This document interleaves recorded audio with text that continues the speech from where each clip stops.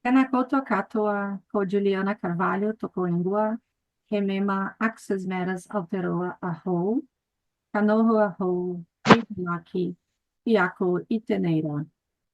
Hi everyone, my name is Juliana Carvalho. My name in New Zealand Sign Language is the J. Rowling, and I'm a member of the Access Matters Aotearoa, and I will be your host today. So welcome to Kōrero for Change, a webinar series the Access Matters Aotearoa Trust brings to you with funding from the J.R. Mackenzie Trust and support from Whaikaha, Ministry of Disabled People.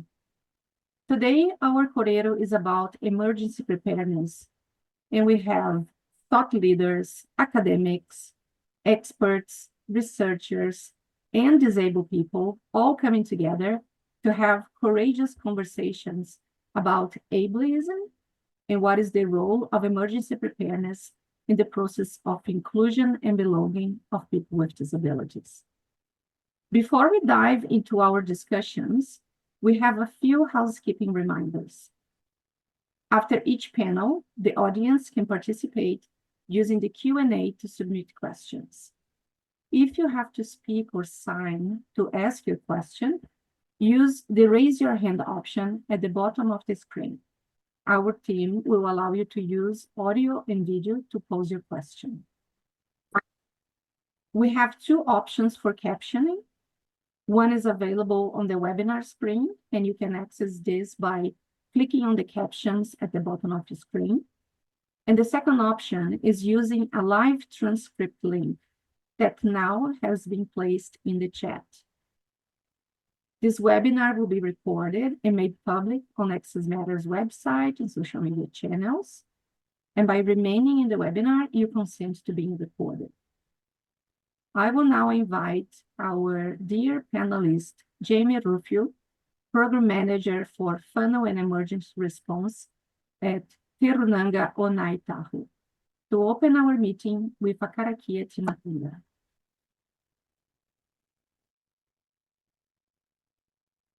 Tēnā koutou katoa, nei rata mihi kia koe, e oku rangatira, me manuhiri, tēnā koutou, anei tō tātou karakia.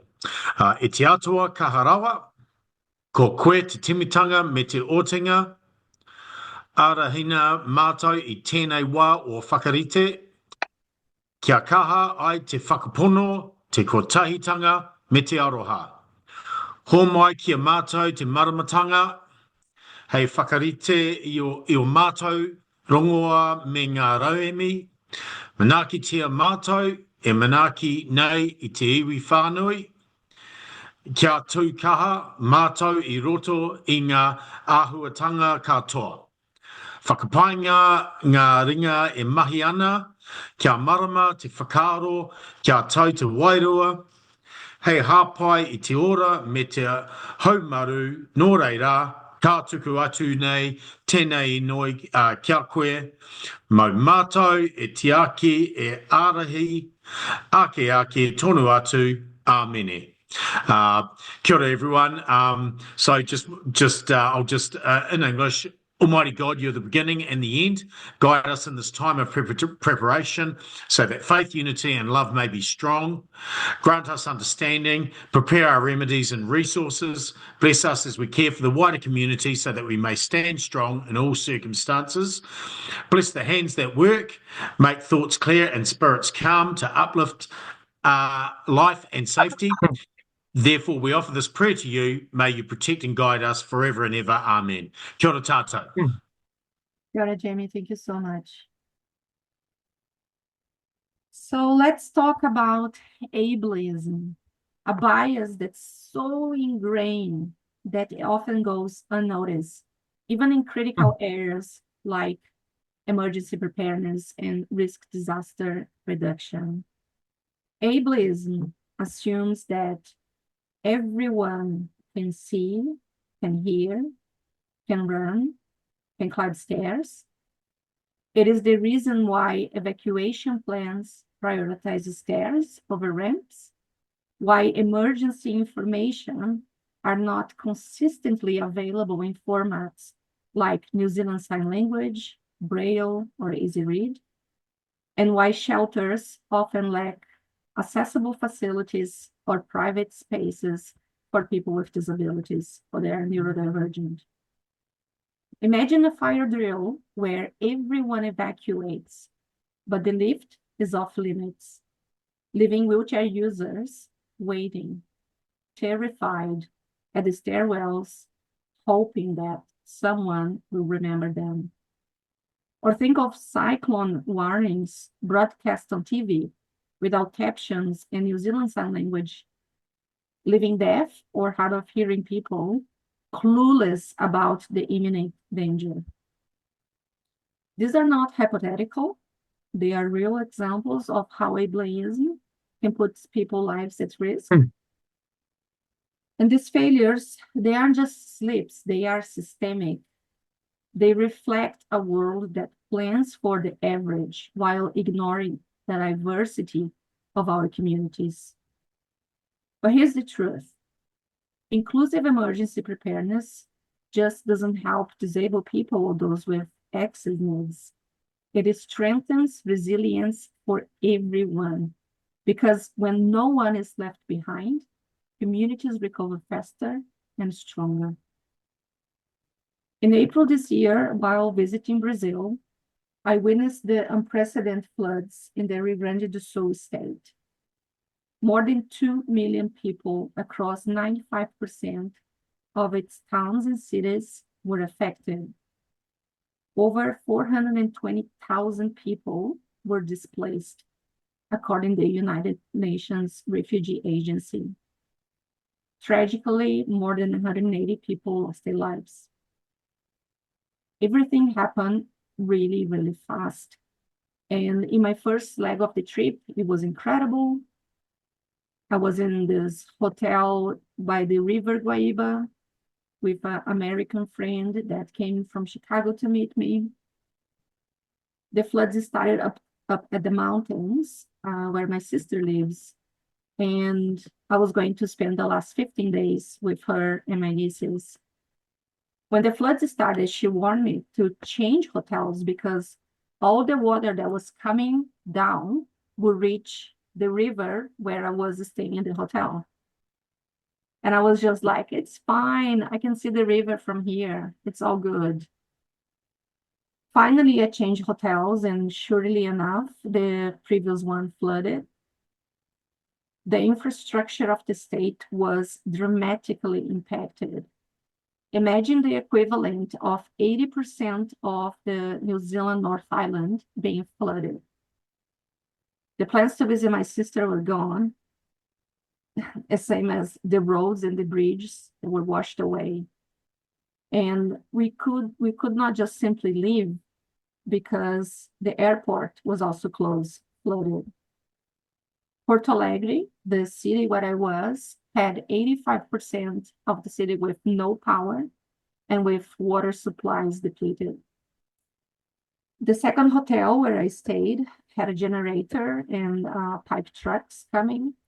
We were like a beam of light in the darkness of that suburb. I was very lucky. I was not prepared. A very good friend who lives in Australia was also there visiting.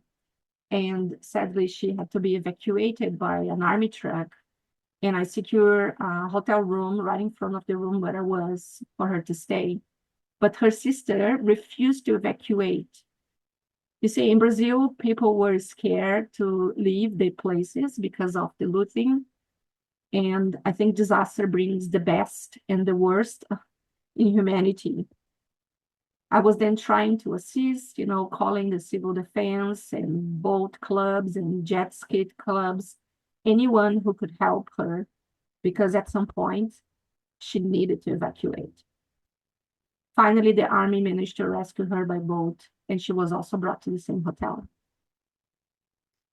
Everything was happening minute by minute, and the proportions of the disaster were numbing. I didn't cry. And at some point, I saw myself in this hotel room, counting my medication, counting how many catheters I have left, at the sound of non-stop helicopters that were non-stop rescuing people. I was numb and incredulous, and I just keep thinking, you know, how am I going to survive if I don't get out of here? And I honestly, I have never felt so vulnerable. There were no answers to when the airport will reopen, and more rain was coming. My American friends said that we needed to throw money at the problem. And this just highlights the injustice when disaster strikes us. And after several attempts and plans to escape, we pay a lot of money for a private driver in a 4x4 Jeep with a guy that was like big, tall, like a wall, to drive us 500 kilometers to another state and fly from there to our destinations. And when I finally got safely to this hotel room in Santa Catarina state, I called my sister and said that I was safe. And then finally we both released the tension, and just was a lot of sobbing. Navigating these challenges to return safely to Aotearoa was a real wake-up call for me.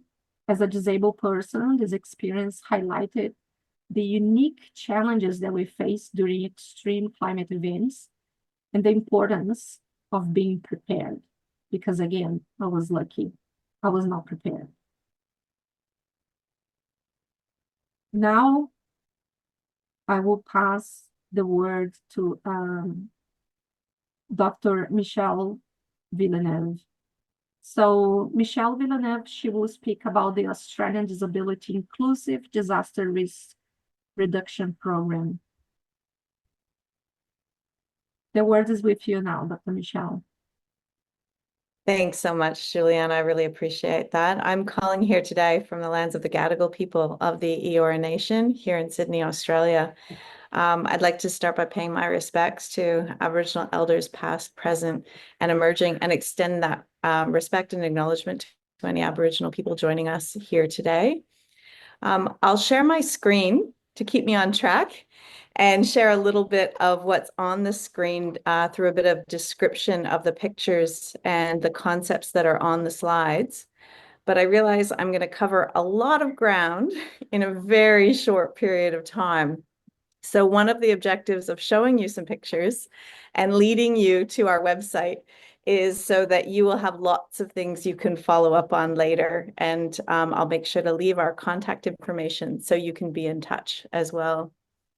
The first slide has a picture of Australia with a different color for every state and territory.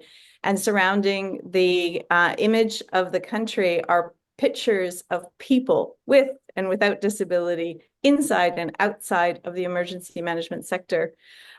Everyday citizens, government and emergency planners in conversation about person-centered emergency preparedness, about disability inclusive planning, and how to address those structural barriers that Juliana so aptly described from her lived experience of disaster. It also says DIDRR Australia in the middle, because that's what we've been trying to do, build a roadmap for how should we operate when it comes to disability inclusive disaster risk reduction. My role is at the University of Sydney, so there's a logo on that slide. And although the link to my website, Collaborating for Inclusion, is there, I'll also show some more images and link you to that website as I progress. When we think about inclusive disaster risk reduction, we began with a question we're still puzzling over to this day, but getting to the pointy end of it. How do we enable people with disability to take control of their own emergency preparedness while also ensuring their rights to protection and safety are met? And in 2015 in Australia, when we began this work, we had principles for action, but no practical tools. And disability was not included in our emergency management planning arrangements, policies, and guidance documents. So on the number line, you see 2015 with a light bulb. And somewhere along our journey, you see more pictures of people in conversation. As I progress this number line, in 2021, something really important happened. We were able to make an impact on Australian disability strategy. For the first time, disability inclusion and emergency management was mentioned in our national strategy. This is the strategy for operationalizing the UN Convention on the Rights of Persons with Disability. It became a really critical way to move forward with all stakeholders who have a critical role in supporting people with disability to be at the center of emergency management planning and disaster risk reduction. That same year, we also made legislative change in the way that our disability sector services need to operate. They're now required to ensure service continuity plans are in place and that they link effectively to the person or person-centered emergency plans of the people that they support. Together, these are really critical guidance documents and rules that help people to make sure that they're progressing person-centered and disability-inclusive plans from a perspective of capability. And I'll speak to that in just a second. I'll go back one slide to share. On this slide, it's the same number line, 2015, and now we're moving toward, we're heading into 2025, and there are a lot of pictures of different documents on this screen. The first two on the left are the UN Convention on the Rights of Persons with Disability and the Sendai Framework for Disaster Risk Reduction, foundational international tools that help guide what we need to do to be inclusive. And then a smattering of different policy documents that we've been able to influence in Australia along our journey by starting with a grassroots approach to disability inclusion and bringing stakeholders together in conversation, addressing individual preparedness, looking at the service continuity of the organizations and disability advocates that support them to make sure that they have plans in place where there are continued gaps, and looking at community level plans to increase the inclusiveness and removal of structural barriers. So when individual plans may fail and organizational plans can't address all of the gaps that people will experience, our community level plans are in place to address those challenges. How did we get from an idea of disability inclusive disaster risk reduction, which really means keeping people and their support needs at the center of our planning, to policy change and guidance on how to do this more effectively in Australia? We did it through an integrated knowledge to action, co-research, co-design process. On the slide, there's a circle and a funnel in the middle. In the funnel in the middle, it has words inquire, synthesize, and co-produce, and tailor knowledge through that process. That whole idea of bringing different voices to the table, lived experience voices, research voices, academic literature, novel research and tools that we were co-designing, and bringing this together in a synthesis to produce new ways of working was central to how we operated. And our main goal was to tailor the knowledge into tools and products that everybody could use.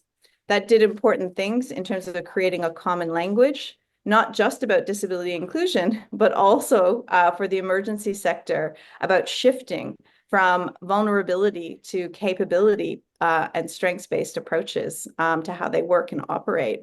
Also shifting from just waiting until the moment of a disaster when we know things are going to be uncertain and not very accessible, shifting from a response and a recovery focus to pre-planning and activating communities long before a disaster strikes.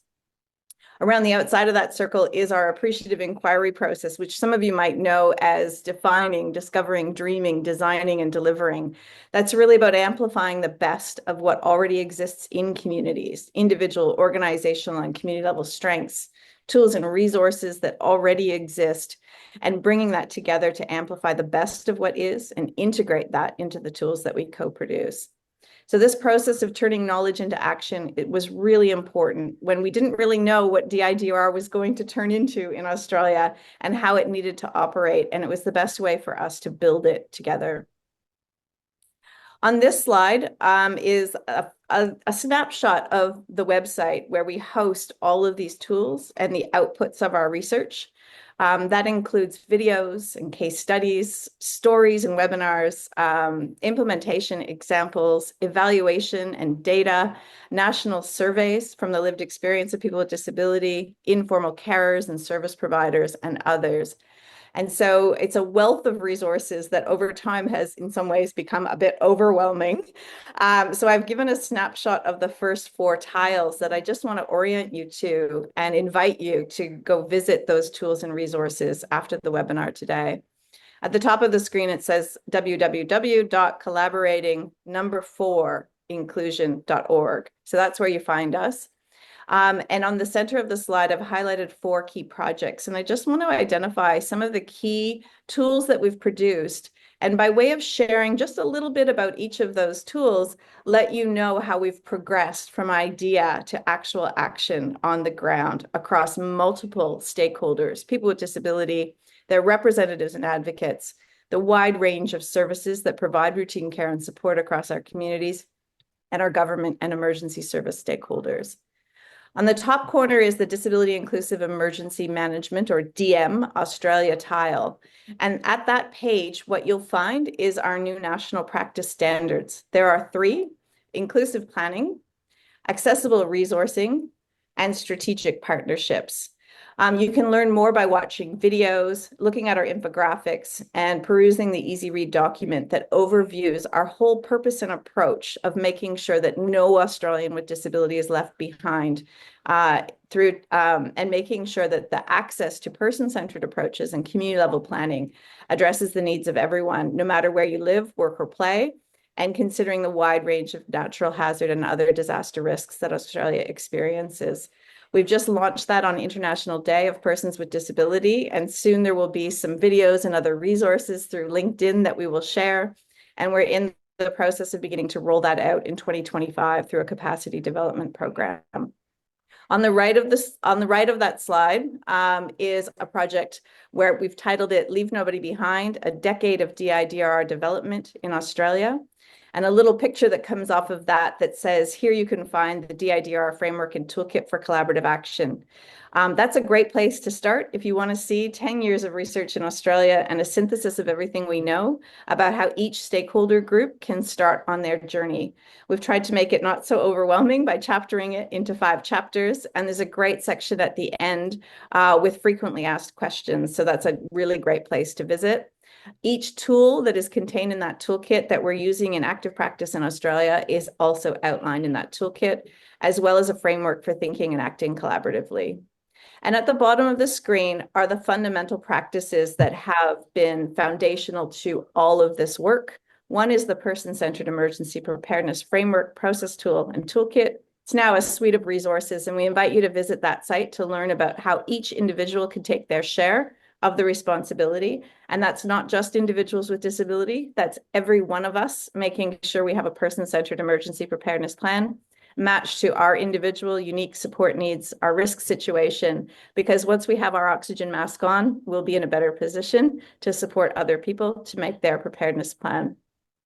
That intersects with the other approach, disability inclusive emergency planning, where we come together with individuals, organizations, and communities to make some community level plans to address the structural barriers. I invite you to visit the DIEP, or Disability Inclusive Emergency Planning site, to see what many local council areas, local government areas across Australia have been doing to make sure that they're inviting the voice, participation of people with disability and other groups considered at greater disaster risk to make sure they're part of the active conversation. And I'll just end perhaps with 3 key lessons overall that we've learned in this process. One is that the vulnerability or empowerment or medical model, depending on which language you prefer to use, does not work. We can advance inclusive and person-centered disaster risk reduction when we recognize that people with disability are capable, active, and meaningful contributors to their own emergency planning, as well as community-level plans that protect other people. The tools we use matter. On this slide, I'm showing you that the person at the front of the room is a person with disability, and the students in the classroom are emergency service sector. We thought that we were building tools to empower people with disability when we started out this project, and it turns out that we've empowered communities, organizations, and especially our emergency services colleagues, because they now have the tools that they can use to make sure they're addressing the risks that they know exist for people with disability in emergencies. And there's lots of pictures on these slides that show emergency personnel in personal and person-centered conversations with people with disability who have different kinds of support needs during emergencies. And finally, we need to learn and work together with a gigantic dose of humility if we want to advance true action and meaningful action on inclusion for people with disability, but really for everybody to advance inclusive disaster risk reduction. And this has been a huge part of bringing different stakeholders together to just start the conversation. I'll just leave some contact information. Our email and our website are very similar. The website, collaboratingforinclusion.org, and the email is collaborating.4inclusion@sydney.edu.au. And I really welcome you to follow up and continue the conversation with our team. We'd love to have more collaborations with our colleagues in New Zealand. Thanks, Juliana. Laura, thank you so much for sharing what's happening across the ditch, Dr. Michelle. Our next speaker is Renee Corlett. She's actually in Saudi Arabia at the moment. Renee is a senior emergency management advisor with the Wellington Region Emergency Management Agency. So Renee will be delivering a pre-recorded video about the inclusive emergency preparedness guidelines that will be made public early next year. Kim, when you're ready to share the video.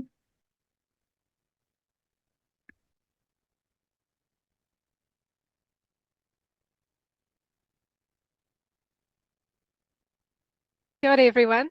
Ko Renee Taku Ingoa. I'm a Senior Emergency Management Advisor with Wellington Regional Emergency Management Office, which is a bit of a mouthful, and I work in the community and resilience space, but I'm also here speaking as a person with a disability, a disabled person today.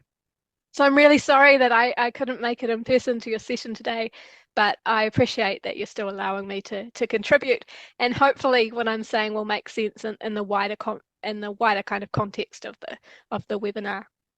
So my role when there's not an emergency is in the resilience space, as I mentioned. I work with communities before, during and after disasters. In a disaster, I'm helping my local council manage the response as a technical advisor. So I really got into emergency management because I wanted to see better outcomes for my community in an emergency. I hold the Wellington Regional Portfolio for Disability Inclusive Emergency Management, and I'm the lead in that space for our preparedness project as well. Now, these are both titles that I created and gave to myself, so it's nothing fancy. But I think my proudest moment I was thinking about was when someone described me and my accessibility as relentless would be an understatement. So I was quite proud on that day when they said that to me. I'm pretty sure it was a compliment. I took it as a compliment anyway. So what does emergency preparedness for disabled people mean to me? So firstly, I want to acknowledge Michelle, whose work I have adapted for New Zealand, and she's somebody and her work is something that I really admire. So any kind of credit really for my thoughts go entirely to her and her team, because I was absolutely lost before I found Collaborating for Inclusion, which I'm sure she's either talked about already or will talk about later on in the webinar. So we often talk about personal preparedness, but I don't believe you can have true preparedness without preparedness in the system as well through really good planning. So this is at every level. So all of our government, local, regional and national, all of our partner agencies, including emergency services and our support providers, and then ourselves as well. So I think being prepared for an emergency is really an acknowledgement of the interdependencies between reduction, readiness, response and recovery for disabled people, and also the systems that still keep us disabled in a disaster. So it's a commitment to kind of work together to improve those systems, to aim for progress if we can't have the perfection that we deserve yet. And I think most importantly, preparedness is something that needs to be embedded into every part of the system before the disaster, not during it. And that's what happens with us at the table.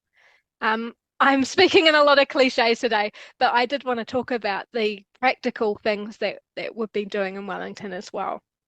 So we had a national working group of disabled people, and together we adapted Michelle and her team's person-centered emergency preparedness workbook into a New Zealand context. So we're working with designers on this at the moment. I just saw the first draft today, which is really exciting. It's been a 6-year long process.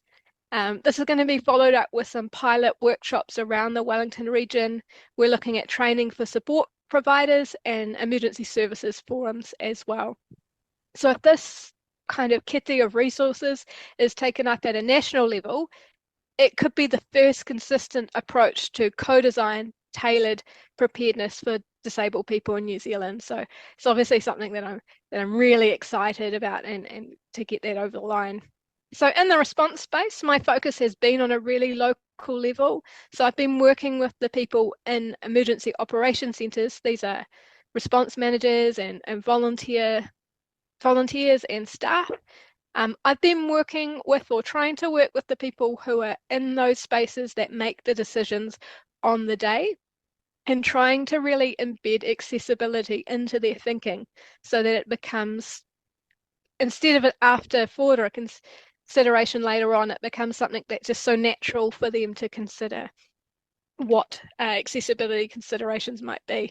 So for example, when they're setting up an emergency assistance centre, what you might hear called CDCs and other areas where people go during an emergency to get help, that they look at the layout of that centre, that they look at accessible signage, that they do all of those kinds of things. And I really stress to them is that that's not something you can do in an emergency. There's not going to be the time or capacity to do it. So that's something you have to do before, have it all ready, have it ready to roll out to make sure that it's accessible. Have your staff looking at, what does accessible communication mean? But this is all work, like I said, that has to be done before. So I've been doing this disability training and awareness with response managers as well. So those are the people that kind of coordinate the response, and also with the volunteers at Wellington Response Team 18.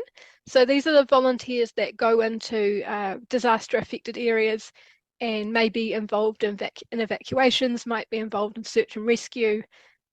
So we brought in 3 people with lived experience to kind of talk about what is best practice in their view when evacuating people from a building, putting them in stretchers or back into wheelchairs.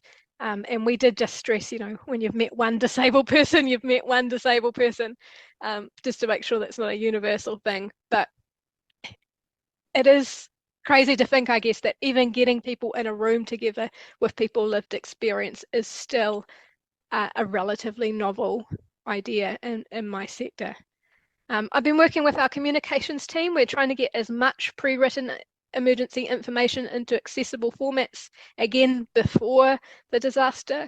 In my mind, inequity to access of information in emergency is our biggest risk for our community. After the considerations around evacuation. I think without this information, it's almost impossible for disabled people for us to make these informed life-saving choices. So I've been pushing really hard in that space as well. There is a long way to go. Everything moves very slowly, which I noticed was mentioned in the kind of the blurb or synopsis of this webinar. And unfortunately, in some areas, we're still very much at that awareness stage. So I'm really trying to push the sector as a whole to go from awareness and into action. And it continues to take advocates to drive this forward. But I have seen changes in the last 6 years I've been working in this space, and that kind of gives me hope for the future. And webinars like this, getting everyone together, gives me hope for the future as well. That was lovely, Renee. Thank you. We're really looking forward to the launch of the guidelines next year. So now please join me to welcome the next speaker, Mojo Matters, who is the Chief Executive from the Disabled Persons Assembly. Mojo, thank you so much for being here today with us. Tēnā koutou katoa. Thank you very much for that introduction, Juliana. This is my sign name, which is the sign for glasses. and I'm joining in from South Canterbury. And DPA is a pan-impairment organisation run by and for disabled people, and we advocate for systemic change to improve equity for disabled people. And I'm absolutely delighted to see this forum being held. Emergency preparedness for disabled people is an area of high priority for our members. And this is not surprising when we consider the high-profile emergencies we have experienced in New Zealand in the last few years, including Cyclone Gabrielle and the Auckland flood. And these events made a big impact for many disabled people, and it got us asking ourselves, what if this happened to me? Will I be at risk? Do I know what to do? Do I know where to get information? And so when we realised that our members were asking these questions and wanted more information, with support from funders, from local civil defence teams, Christchurch City Council, Otago Regional Council, DPA has been running community forums on emergency preparedness for disabled people to give our community an opportunity to ask questions and get information in a safe, accessible and inclusive environment. So we have run 3 forums in the last 2 months in Christchurch and Dunedin. We have more forums planned for next year. And all our forums have been well attended with a very diverse and wide range of participants from our community. We ensure that these are in accessible venues in different locations with sign language interpreters present. So what are some of the emerging areas of concern or themes that are coming out of these forums? Well, the first one is just around preparedness for natural hazards. Do disabled people know what to do in the event of different hazards? We have earthquake, tsunami, flood, wind, fire, and so many do not know where to find information specific to their location. We've had participants say, I don't know if I'm in a tsunami zone or not, and I didn't know where to go to look for that information. And the digital divide that exists for disabled people means that even if the information is available online, it's not necessarily easy for disabled people to access it. The information may not be relevant or applicable for them and their situation.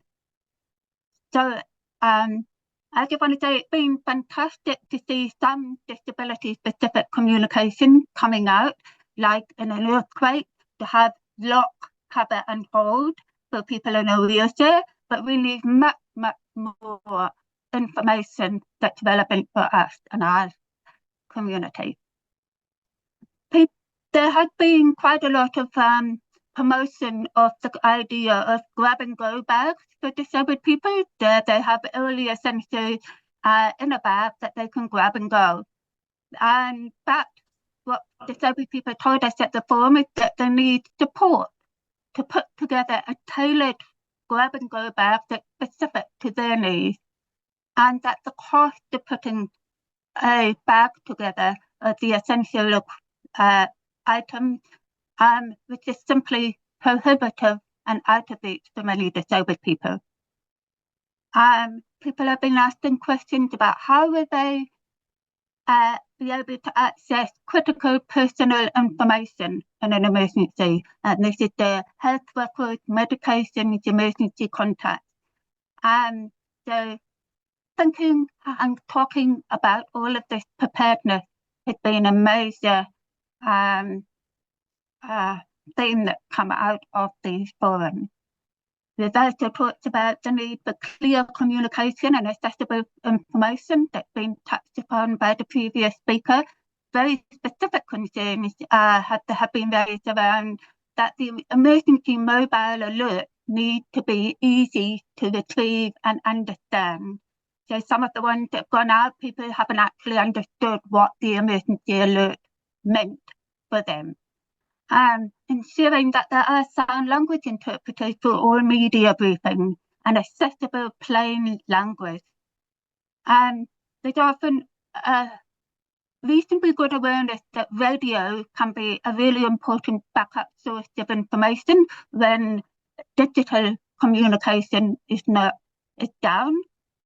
But of course, this is an area of anxiety for the deaf community in that we cannot access radio communication and information. So we need to be thinking about what are some of the alternative ways of getting information for us. Knowing your neighbours, it became really, really evident that it's important for disabled people to know who their immediate neighbours are, as though they may be the first point of contact and support in an emergency. But many disabled people have barriers to building that relationship and getting to know their neighbours. There may be communication barriers or others. And so ways of being able to support disabled people to build these relationships and connections with the immediate community and neighbours is really important. People asked about accessible evacuation. This is particularly top of mind for people who may have mobility limitations or wheelchair or other mobility aids, so that options for transport and accessible evacuation can become very limited in an emergency. And so what this means in practice is that we need to plan to evacuate early rather than waiting until it's the last minute, and to have a plan for how they'll evacuate. And people were asking questions about if they have complex needs, if they need carers, specialised equipment or medical attention. How is that going to be built into the process? So as you can see, there's lots of questions being asked, lots of ideas circulating, and I'm sure there'll be more that come through.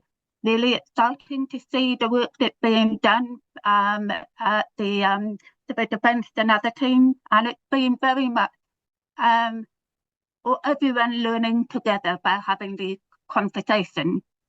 So thank you very much, Juliana, for Access Matters, for all your work in putting together these forums. Kia Mojo, thank you so much for sharing these insights from those stories. So it's my pleasure now to introduce the doers panel. Moderating this Kōrero is Torin Hona.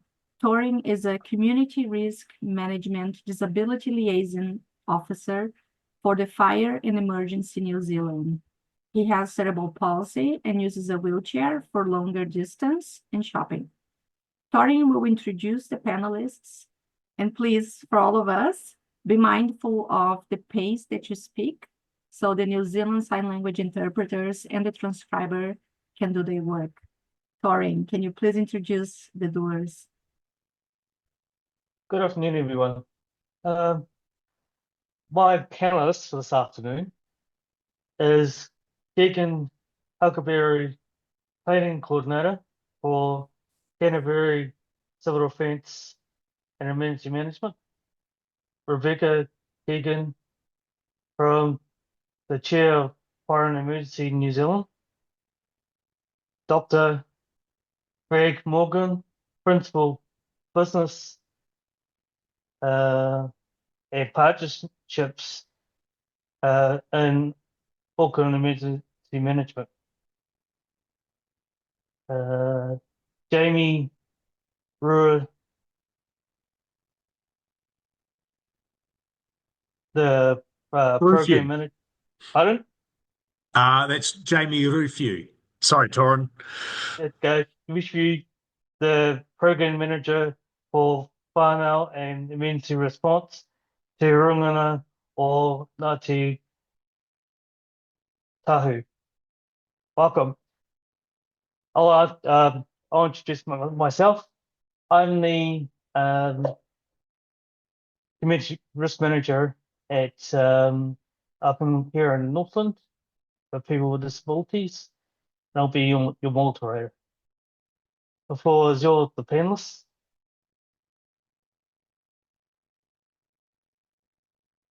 Who wants to start first?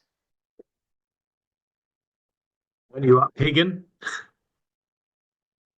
Kia ora, Jamie. Kia ora, Tyron.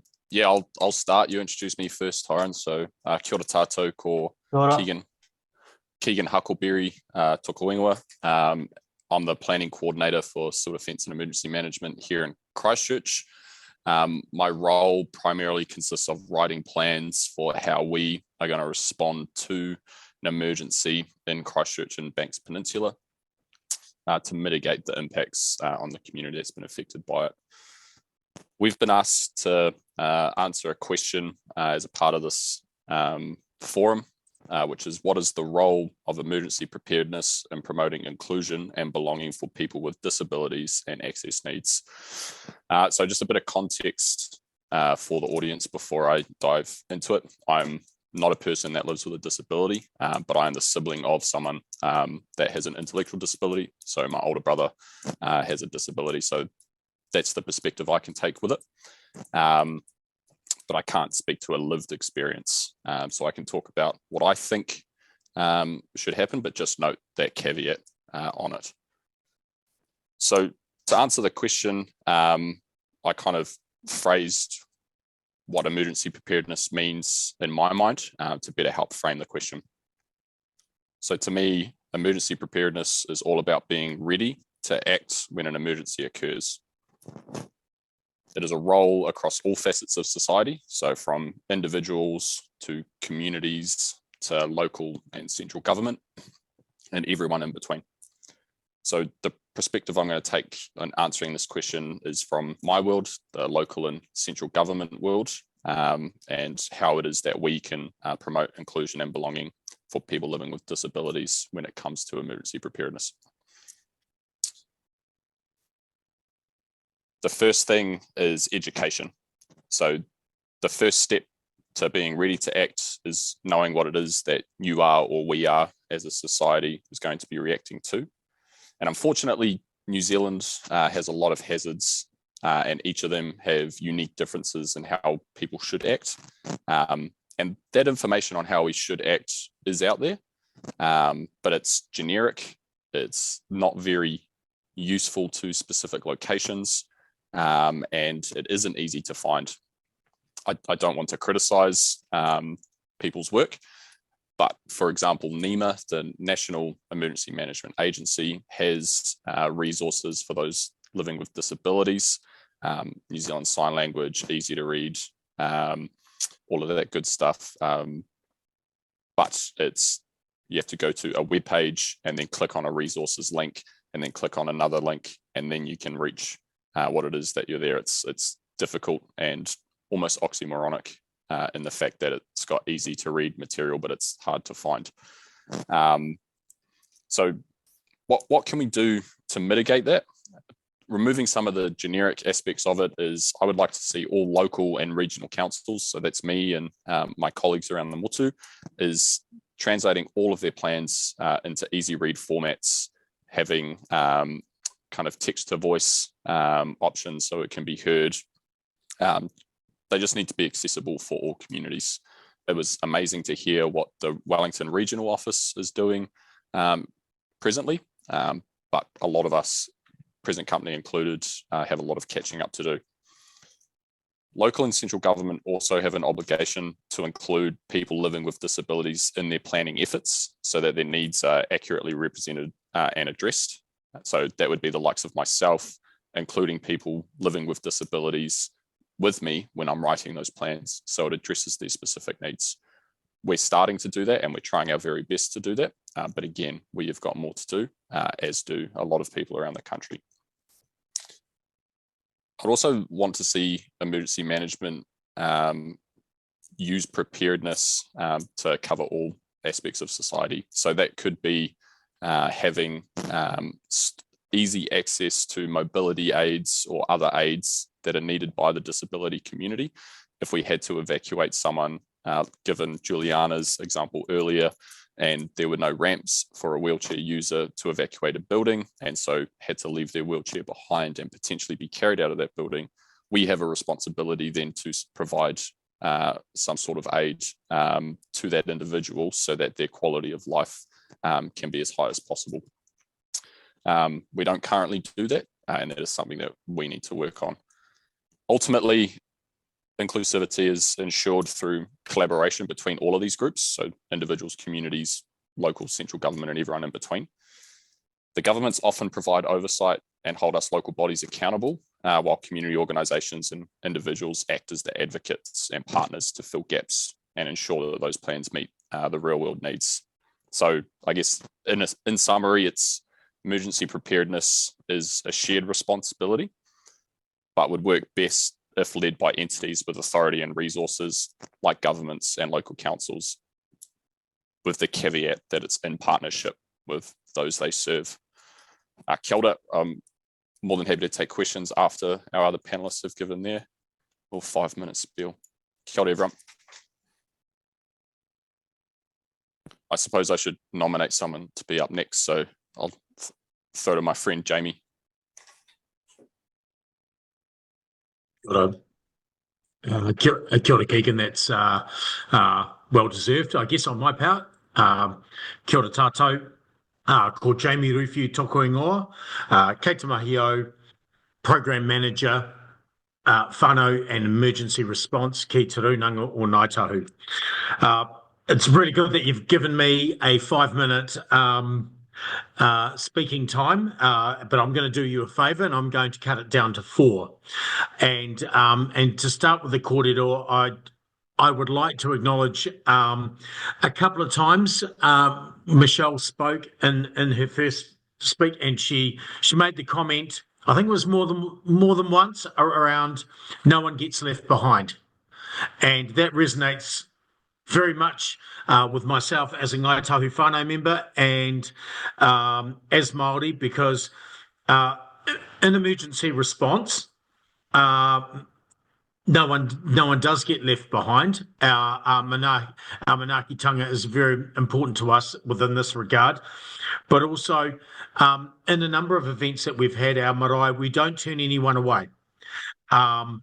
And the third point I'd like to make, and I know Minister David Seymour has put a little bit of a spin on this. The Māori saying that we have is that if it works well for Māori, it will work for everyone. And I know he's actually spun it around. If it works for everyone, it'll work for Māori. It's proven in the past that hasn't. But moving forward, with all of the emergencies and the responses we've had, how does Ngāi Tahu, what is our role in this process, and how do we include and show belonging to people with disabilities? Well, a lot of our hui and our wānanga that we have at our marae, we take very seriously in regards to looking after and showing manaaki to our kaumātua. And more often than not, that our kaumātua, of their age, have picked up a few ailments along the way, and many of our kaumātua turn up with in either wheelchairs or other support things to help them along their way, and as far as we're concerned, when we respond and when we help whānau, we're helping everyone. And in particular, our kaumātua come first. But very briefly, just to show some of the work that what we do at Te Runanga o Ngāi Tahu, the biggest iwi in the country land-wise, we have a number of programs coming on. But to point out very clearly, are whānau prepared for emergencies? No, we're not. Will whānau respond to emergencies? Yes, we will. Perhaps not in the most organised way, but there will be a response, and we won't be asked by the Crown to do so. If there are whānau involved, we will help. And if it's everyone involved, whether it's able-bodied or disabled, then it is our responsibility to ensure that everyone is safe, and we will do that. And we like to show a whānau-centric approach to our emergency response, and we're working on marae emergency preparedness plans, which we've identified need to include everyone in that process, including our disabled whānau members. We've also implemented a whole lot of emergency pods and extra resources for our marae and our whānau, and of that we've got additional tools and resources that can help everyone, including our disabled whānau members. We also are currently expanding the number of trained emergency staff that we will have in this particular space. They're called mana whenua emergency facilitators. Now, they are basically Ngāi Tahu whānau members based in Southland, Otago, and we hope to have one in the West Coast in Canterbury as well. And part of their role is to include everyone, integrating everyone into our marae emergency plans, ensuring that the voices of everyone, including our disabled whānau, that they're represented in our decision making. Also part of our role at Te Rūnanga is to advocate for iwi Māori and whānau, and we need to include everyone within that process. And finally, around cultural support and belonging, we look to foster an environment where all of our whānau members, abled and disabled, do feel supported and as part of our whānau, which we hope will enhance the resilience of our whānau and our whānau with disabilities as well. And we want to ensure that we do this in an inclusive and a culturally meaningful way. So, nō reira, tēnā koutou. And I will pass the rākau over to Rebecca. Kia ora. Kia ora, Jamie, and kia ora koutou e te whānau. Ko Rebecca Cogan tōku ingoa. I'm based here in Kawatiri in the wonderful Westport on the west coast, the best coast of the South Island. And it's a pleasure to be here today as part of this panelist. Now, I too will give you some context. Up until recently, I was not a person with a disability, but following a medical event, I have in fact spent 5 months with considerable access issues and now sport and invisible disability. So I have some very small experience in the sector. However, in my role as chair of Fire and Emergency New Zealand, which I will answer the question directly with, I also have some experience in my other roles with volunteer organisations here with Red Cross and Civil Defence in our region when we've had some local disasters. So firstly, if I go to Fire and Emergency, and you'll see very clearly we've got Torin here today. Kia ora, Torin, and thank you for your time. And you'll see Torin's title there as well, Disabled Community Educator, and he's one of many that we have across the organisation. And for us, the planning piece for Fire and Emergency when we amalgamated in 2017 and the risk reduction piece that is very important for us was a new profile of work that we've had to get our heads around as we look at emergency preparedness for all within Aotearoa. So we do have a lot now, not enough, but we have quite a number of planning avenues to include all areas and all communities within New Zealand in emergency preparedness. Within Fire and Emergency, we also have a disability network made up of our own people with disabilities and their experiences, but to provide some guidance and some feedback to our community educators in the regions. And if you look at the report that was commissioned back in 2018 by Otago University, which clearly showed that people with disabilities were disadvantaged in areas of fire or emergency. So we have quite some work to do in this space. So planning for me, very similar to you, Keegan, is the number one priority for us at the moment, as well as the response piece at the other end. But having that readiness before an emergency happens, in our opinion, is incredibly important. Within the regions, we also have what we call local advisory committees, and they are made up of a group of individuals and again span into the network with those with disabilities as well as lots of other communities, and they can provide feedback to us that are specific to the region. And I think that's the one point that we've learned as we've gone through this journey, developing Fire and Emergency, that what is a necessity for a person with a disability in one area may not be the same in others. And we need to be able to adapt our planning cycles so they're not a one-size-fits-all. They have to be unique to the area and they have to be specific and realised by the people that we have spoken to in those areas. So quite a considerable amount of work in the readiness preparation area. And again, also in the response area. And one of the big things we've learned throughout the last few years, in particular with the considerable events that we've had, whether it be in Tairāwhiti or Tamaki Makaurau, or even in our area in the West Coast with flooding or other weather events, is that in the response piece, there will always be lessons learned. And what we must do as a large organisation is take the lessons learned from all of those communities and those networks, and that includes those with disabilities, and then create our lessons that need to be changed from those lessons learned. So that means in our operational response reviews, or even of our reviews at the local level, what went well and what didn't go so well, must include all communities, and that includes those with disabilities. Some specific examples that we have noted is the need for registers, and certainly in smaller areas, of people who may or may not have disabilities. And so that when the planning processes are underway, that we are actually knowing who needs help when and what that help might look like. I was pleased, even only in the last month, to be taking part in the practice session here on the West Coast for the AF8 materiality. And also pleased to be contacted as a person with an invisible disability to ask if I had what I needed during that planning session. Now, that wasn't coordinated, it was done by those who were on the floor. So I'm starting to see some changes in those response areas as well about how we're working in this area. So I don't think we've got it right yet. I think there is a lot of work to be done. But the focus for us when answering that specific question is certainly around how are we being prepared with the right voices around the table at the time, and then how are we disseminating that through our response and our recovery efforts as via an emergency. So kia ora, thank you for the time, and I shall now pass to the right of my screen, which I think is to Dr. Greg Morgan.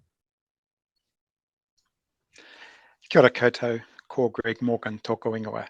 And so I'm the Principal Business and Partnerships in Auckland Emergency Management, which is the office for the Auckland Civil Defence and Emergency Management Group. And my sign name is like this.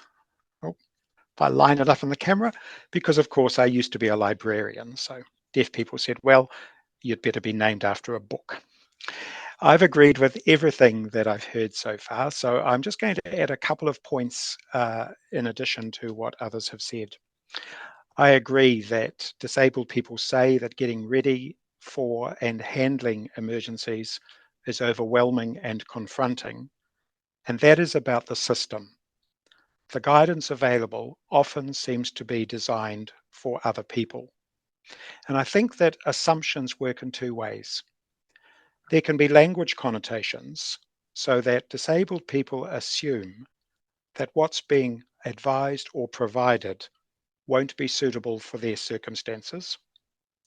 And often there's not enough opportunity for disabled people to probe and test the assumptions other people are making about them. We know that expertise sits in the community, and one of the truths about the inclusivity word is that it's quite easy to say that this is an inclusive service, but we know that we have to be prepared to learn from the experiences of people with sensory disabilities, from neurodiverse individuals, people with specific communication and reading requirements, and others. And we have to co-design more advice with people who live with mobility, health, mental health, emotional, and other support needs, visible and invisible. And sometimes this can come from research evidence, but really it means working with individuals and trusted organizations so that we can validate the assumptions that we are making. In Auckland, we've had a bit of a foundation year following the weather events last year and a number of reviews into our performance, 51 actions, recommendations made to us, 38 of them fully achieved, but we have some still to do. And we certainly have some distance to go under our group plan in terms of working with communities who are disproportionately impacted by emergencies. So we are working on strengthening relationships with disability organisations and service providers Taikura Trust, the Disabled Youth Movement, Yes Disability, and Disability Connect are among the organisations keen to collaborate with us. And there'll be others, because the disability sector is broad and we must not overlook the variety of circumstances and communication needs. The other point that I want to say is that because the sector has to work with disabled people themselves for us to deliver to our purpose, because we have to do that, emergency preparedness has to be inclusive and diverse to be inclusive. Disabled people should not bear a disproportionate cost of providing their expertise to our sector so that it can do the job it is mandated to do. So those are my additional comments to everything else that people have said, and I agree with it all. Kia ora. Laura, thank you so much. Torin, there's a Yep. couple of questions in the Q&A. Are you able to read them out loud? And then each panelist that feels comfortable responding to that. Okay, one of the questions I've got on top here is it's to talk about can I read the whole question? Yeah, you can read the whole question. Okay. Kia ora. I know this is a very specific question, but what would you recommend as an evacuation method for an individual who cannot use an evac chair due to limited trunk support and other issues? Are there any other options for a supported evacuation downstairs?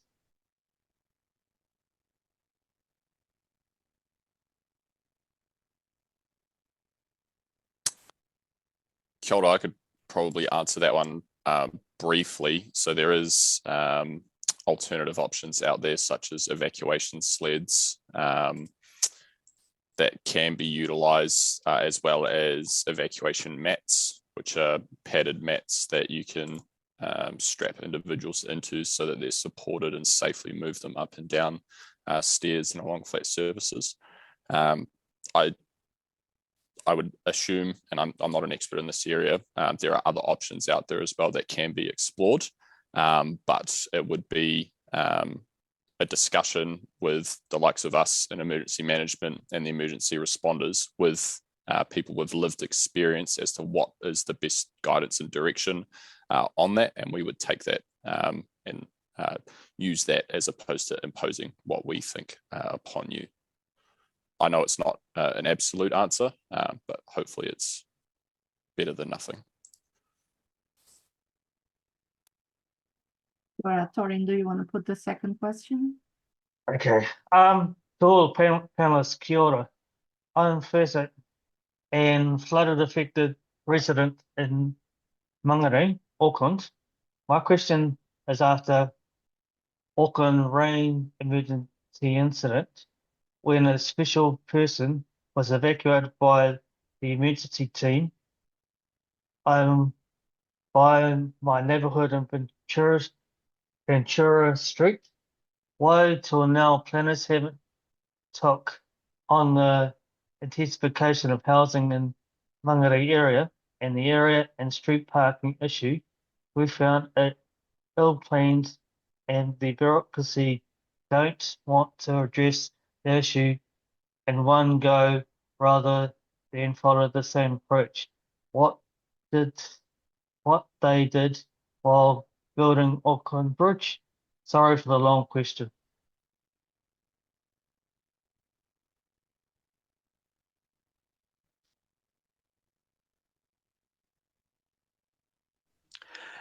Kia ora. Certainly that issue of access is one that is known in Auckland, and first response agencies, I can see Torin nodding, first response agencies often have advocated about that access. So that is a very live topic around the reality of circumstances given the intensification of housing in some suburbs. Yeah. So, Torin, do you have anything that you want to add? Yeah, I I have the same problem with the planning of housing. I like they should have the um evacuation port clearly marked on the street. Um, and also having the appropriate um emergency services, civil defence personnel ready to have a list of people that need to be in a vulnerable area, like being on a naval support emergency list, being part of an emergency. Um, yeah, Sorry, there's 3 more questions yeah, in Q&A. yeah. Um, so, is there any way to naturally fund accessible emergency equipment like a specialist chair in every apartment and hostel buildings?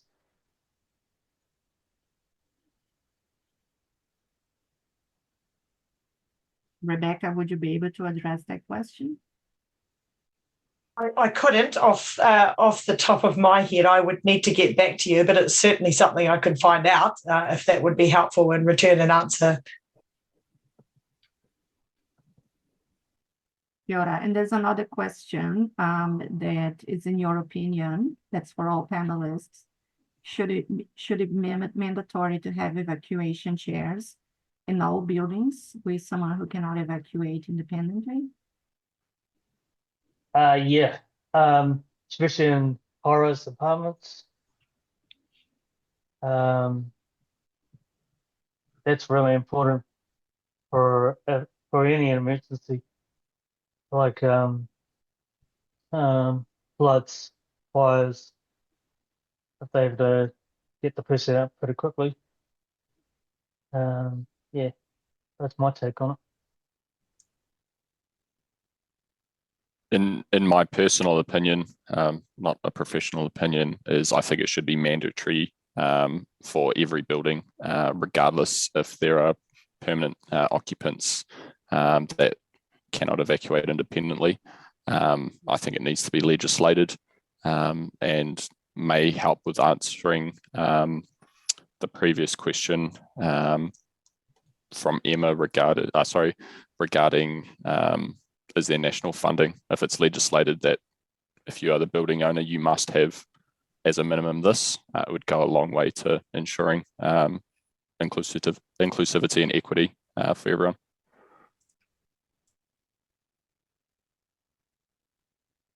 Kia ora. Tori, I think we have time to put one more question, and that's from Liz Mahoney.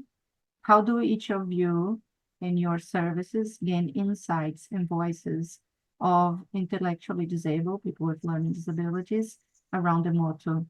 And then what I would ask as well as we finish this panel, if you could please look into all the questions that have been unanswered, and you can type the answer if that's within your scope. Kia ora. So the question for all the panelists: how do you gain insights into people with learning disabilities? I might start on that one, if that's all right. I've been sort of sitting quite quietly. All the voice of our whānau is really important, and our kaumātua and our marae leadership want to ensure that everyone is represented within that conversation, and it's really important to us that we bring those views forward. And just like Michelle said, no one gets left behind.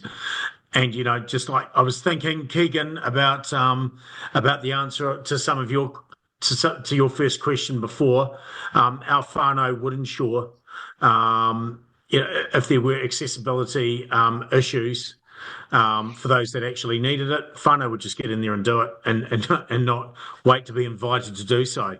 It's if something needs to be done and something needs to be cared for, and then if there are future plans and actions around that, then we need to make sure that we get it done. So, kia ora.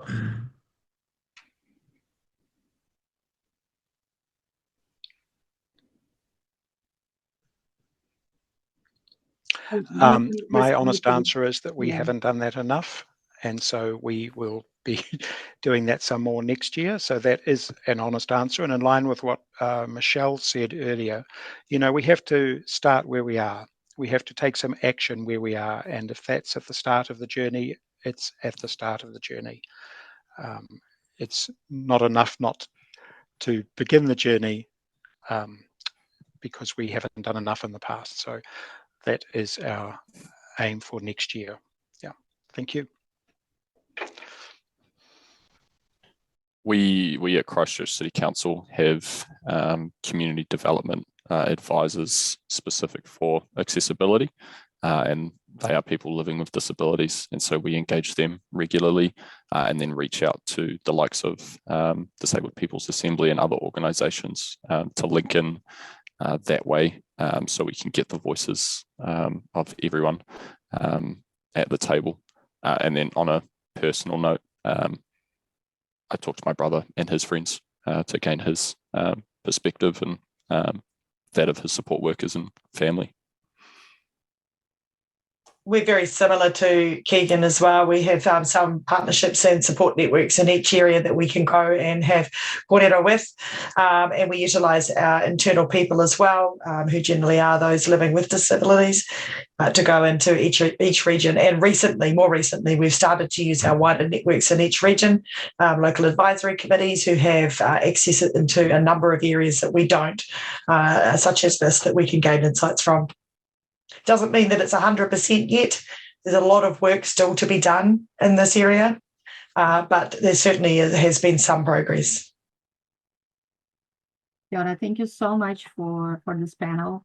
We had a bit of an issue with Rachel, the New Zealand Sign Language interpreter, but now she's back. Thank you, Kiora, very much for all the panelists, the doers. And let's welcome now our second panel, the deciders. And moderating this kōrero is Anya Kelly Costello.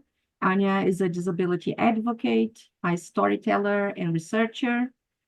They have a long-standing interest in climate justice, disability, and the intersections between the two, whether in activism, journalism, or policy.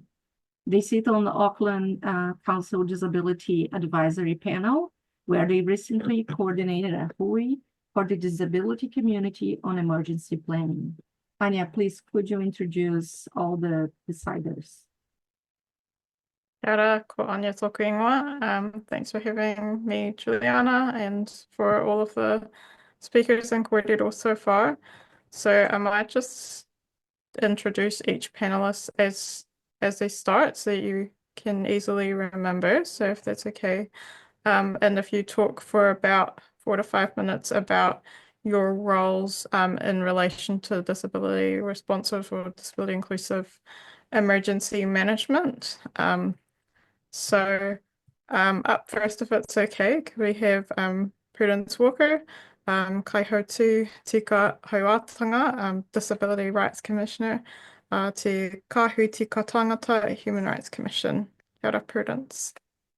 Kia ora, Anya. Our role at Te Kahui Tika Tangata, the Human Rights Commission, is to promote and protect the human rights dimensions of Te Tiriti and human rights of all people. And in my statutory role as Disability Rights Commissioner, a really important consideration for me is disabled people and all of our diversity. Our human rights as disabled people, of course, already existed before the development of the Convention on the Rights of Persons with Disabilities, but that convention sets out in detail the measures that governments need to take and support others like business and community to take, and to make sure that disabled people actually do get those rights upheld and to enjoy those rights. So by signing and ratifying the UNCRPD, the government has entered into obligations, and that provides a good platform for my role and some of the ways that I work, which include providing advice and guidance to ministers and officials about what human rights and Te Tiriti looks like, taking a holistic look at the rights set out in the CRPD, which in relation to emergency management don't just mean the specific article about risk and humanitarian emergencies, but also include around participation, non-discrimination, living in community, accessibility, and the likes. So to monitor whether recommendations that advance the rights of disabled people are being implemented, that might be recommendations that we as Te Kāhui Tika Tangata have made, such as in our Omnicom inquiry, or as part of the independent monitoring mechanism on the rights of disabled people, in our COVID report around COVID-19, or recommendations from the UNCRPD committee. They're often talked about as concluding observations. I also have a role to broker conversation or engagement between disabled people and decision makers. And fundamental to all of those things, of course, is for us as disabled people to be recognised, to be visible, to know we're valued citizens, both in that participation, but I guess also in the outcomes of the decisions that affect us, and to have that meaningful involvement, which of course, everything affects disabled people. Being involved in disaster preparedness and response will mean considering the barriers that affect our participation every day, so can contribute to addressing all of the health, education, social and financial and other barriers that affect us every day, including our exposure to risks and disasters. So at the moment, one of my focus areas is emergency preparedness for disabled people. And I have started scoping what is already being done in that area, because my intention is not to duplicate what the great things that are already being done, but to look at how in my role and with my mandate can support and add to what is already being done. We need to be involved in risk reduction as disabled people, and of course we're really good at navigating hazards because we encounter them on a daily basis. So our expertise must be included right at the beginning of planning around identifying risks, strategies to minimise them, and respond if and when they do occur, and indeed in recovery efforts. Our region, the Asia Pacific, has a high incidence of impairment and of natural disasters. So it's really critical that we are involved in local, national and regional networks for disaster preparedness, mitigation and response and recovery. Current resilience frameworks do include some recognition of the particular risks that disabled people face, like access to information to support accessibility of evacuation and other things that we've already heard from previous speakers. And of course, civil defence has recognised that specific preparations might be needed by disabled people. And of course, for us to be in charge of our own lives and make our individual and whānau preparations. But we also need to be considering the systemic responses. So I think, you know, a couple of the speakers prior to me have talked about getting in and doing what we need to do, and absolutely in the moment we can't predict everything, so that has a certain validity. We also, as people have touched on, need to be considered in those systemic responses and preparedness. We're not starting from scratch, of course. We have the Sendo framework for a human rights approach to disaster preparedness and management. And while it's not exclusive to disabled people, it sets out the elements of what we know disabled people would benefit from, and recognises the value of an Indigenous knowledge and solutions and how different communities experience different risks. I think that there's plenty of things I can draw from, but probably we've had a lot of input so far, and I'm keen to hear from the other panelists and hopefully have an opportunity to answer some questions. Kia ora, Anya. Kia ora, Prudence. Yeah, great to hear about all the networks that you're working towards, and also that this is a priority and you're scoping up a work program in that. So next up we have Anthony Frith, who is Communications Manager at the National Emergency Management Agency, or NEMA. And similar question to you about your role in relation to disability responsive emergency management. Kia ora, Anthony. Kia ora, Juliana here, just from the voice from nowhere. Just quickly, we have an issue with the link for the transcript. Catherine, if you could paste on the chat the link and the password. Kim, that's the link for the token for the transcript. That's not the right link. So, Catherine, if you could copy and paste on the chat for everyone, that would be great. Kia ora, thank you. Anthony. Kia ora koutou. Thank you so much for having me. My name is Anthony Frith, and I am the Communications Manager for the National Emergency Management Agency, Te Rako Whakamaru.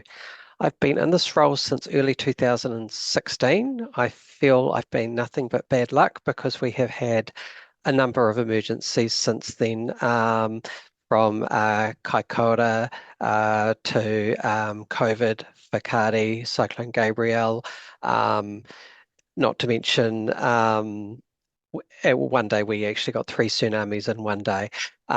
It has been a period of fast learning for us, but I think we've got a long way to go. So just to describe what our role is at NEMA.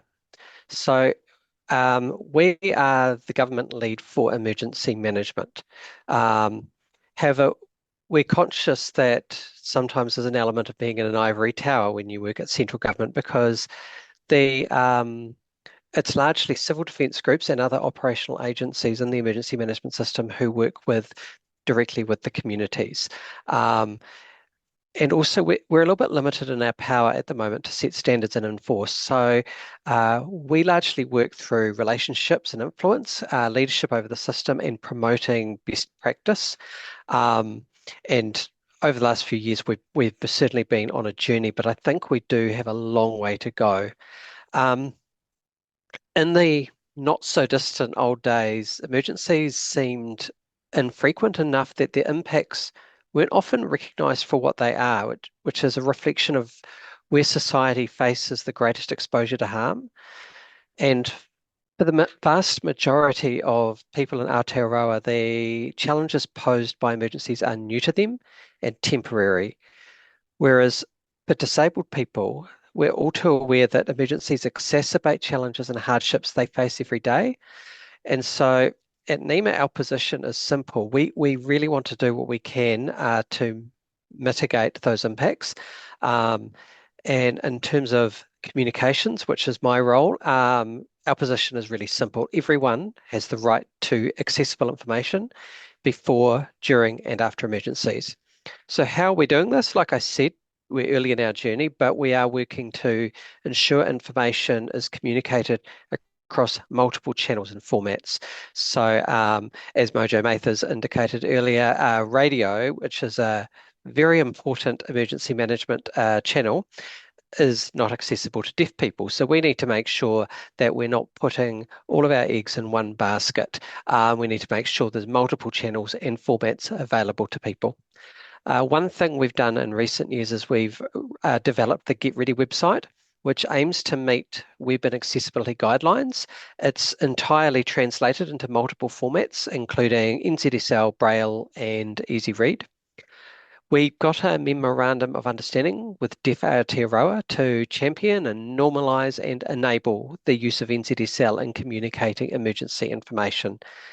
And that partnership has enabled us to make a lot of progress and to learn a lot. Recently, the government has tasked us with a number of actions following the North Island severe weather event inquiry. And one of those actions is to develop a comprehensive public readiness campaign. And certainly in our view, comprehensive means ensuring that this program is designed with and for disabled people.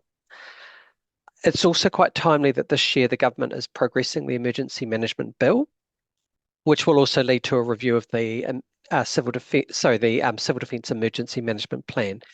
I mentioned earlier that we don't have a very strong mandate when it comes to, requiring that other agencies, ensure information is in accessible formats and ensuring that there's provisions for the needs of disabled people. That's pretty weak at the moment in the current legislation, and so this will be an opportunity to strengthen that. And it will give effect to the National Disaster Resilience Strategy, which takes an all of government and all of society approach to emergency management that does place really strong emphasis on the importance of disability inclusive planning, response and recovery. And I think this is all very timely because it will be informed by what we've learnt over the last few years through COVID-19, Gabrielle, and the other emergencies Aotearoa has endured. I think we have our own challenges to overcome in central government. We need better data. We need a more joined up way of engaging with disabled people and sharing knowledge and best practice across the public service. As I've said, we need a stronger mandate around accessibility. It can't be optional. It can't be a nice to have. And we really need to get out of the habit of using emergencies as steep learning curves, because the lessons we keep learning is stuff that disabled people have been telling us all along. I think we have made some encouraging progress, but we have a long way to go.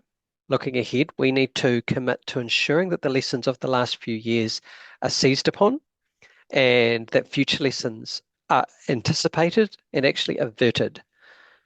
We need to work with disabled people to design tangible and practical improvements to our emergency arrangements that reduce inequity and build resilience into vital services and infrastructure, and harness the strengths that disabled people bring to our communities. And finally, given the wealth of recent learned experience from multiple emergencies, and I think together with a real desire that's emerged to make progress, I think there has never been a better time for us to strengthen our accessibility arrangements. Thank you. Dara, Anthony. I think that framing around for disabled people, the challenges are just exacerbated in emergencies, is really important to me personally as a disabled person who's also done a bit of work in this area. So thank you for that. And I'm sure Prudence from a human rights perspective and, Mojo at Disabled Persons Assembly and all of us who are keen on this being progressed will be delighted to hear that NEMA is keen on a stronger mandate on disability, but already working proactively on accessible communications and wanting to work more closely with disabled people. So next, I have the pleasure to introduce Chris McClellan, who is the General Manager for Emergency Management at Te Whatuora Health New Zealand. Over to you, Chris. Kia ora. Kia ora te whānau. Thank you for the opportunity to attend today. My notes are full already. I just wanted to do some acknowledgements. Thanks for everyone that's pulled us all together. Extremely valuable conversation. Thanks to our people that are signing. I see you working really hard there, and I'll try to speak slowly. And thanks to the previous speakers. If I may just spend a quick bit about my background, that would probably indicate why I'm here within Te Whatuora. So 10 years banking and finance, and then a 22-year policing career up and down the country in multiple senior leadership roles for police. Like a lot of people, I came across to health when COVID hit us, and for Te Tai Tokerau, I was the incident controller up north, and having very little health experience, but having incident management and control experience, stepping into a health environment to lead out the vaccinations, the traffic light system, the stay at home, the lot of the systems that kept the hospital running was a really challenge that was, like I saw, it was difficult, but the results speak for themselves. Then from there, taken on a couple of different roles within health. One is the general manager from clinical support services in Te Tai Tokerau, so all of the enabler services, and more recently in the emergency management. I've been brought into emergency management, and I can only speak on my channel in this situation. Te Whatuora, 80,000 employees, up to 220 hospital sites, whether it be public or private across the country, multi-billion-dollar budget, currently going through a refresh. So my role within health and emergency management is to lead the strategy for Te Whatuora EM across the health and disability sector.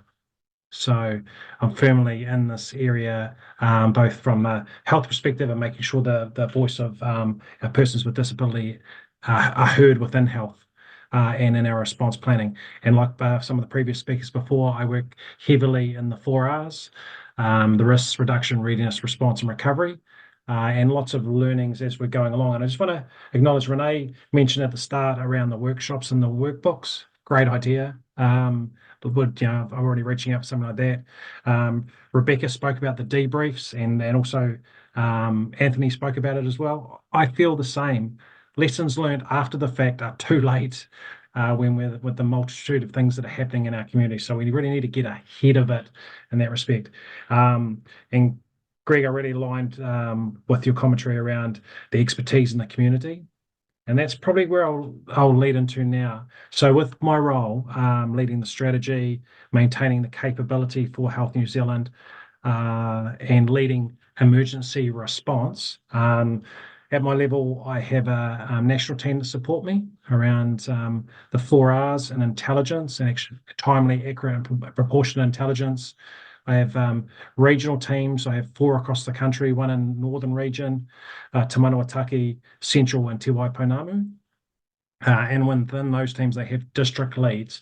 And what I do see is, and I want to put the challenge out there because that's the reason for today, is that I don't believe I've got the right people at the tables at all of those levels to inform me and us to make the right decisions. So hold me to it. If there's district people that have the skills, knowledge, and experience, both in the disability community and those that do not have a disability, then I'm happy to open the door within Te Whatuora to have a voice heard. Likewise at a regional level, and likewise at a national level. And Prudence, I'll be coming your way because that's a really important voice that I need to do. My role more recently, as we lead into the refresh of Health New Zealand, and everyone's probably seen it on the news. It's focused around making sure we've got the right people in the right place doing the right things. And as an organisation with a significant number of employees and such a significant budget, there will be changes within health. And so how does that affect our persons with disability? How does that affect our service delivery? How does that affect emergency management? I do see it as a great opportunity for us to refresh Health New Zealand, Te Whatuora, and actually get the right people around the table. One of the gaps, I think specifically answering the question, I have a social responsibility, I have a legislative responsibility, I have a leadership responsibility to make sure the voices of all our communities are heard within our emergency management planning. And I work it under essentially 4 PO. And when I'm assessing what's going on, I look at will critical care be compromised in our hospitals? Secondly, will our infrastructure be compromised? Will our staff or ability to service these areas be compromised? And the last one, will our vulnerable persons or persons in the community be compromised as a result of an emergency management situation? So I look at those 4 PO and I break that down, and then that leads me on into doing the extra bit. I feel there's an amazing opportunity for us moving forward to have the correct voice. And I'd like to say it's been there in the past, but at times when I'm forming up our emergency management plans and our business continuity planning, it has a certain look about it, which I don't think is expansive enough. And that's the challenge for me to do from there. Last view around what I'm expecting of my people up and down the country. I'm expecting them to be united and accountable. I'm expecting them to have high quality relationships that are positive and are heard. They don't always have to be subject matter experts in these areas. They can bring people in that have the lived life experience and the skills to do that. I work in a high trust environment, and whilst I'm always, one of the focuses is always looking at lessons learned. I want to get ahead of the game so that in the event of the next event, I'm supporting everyone I can. Hopefully that sort of wrapped it up there. I might stop talking because I don't want to talk too long and I notice the time, but the challenge for me is to maintain the door to be open for anyone that wants to step into it to provide us support in Te Whatuora, Health New Zealand, around there. And it's a genuine offer, like all the other panelists have said.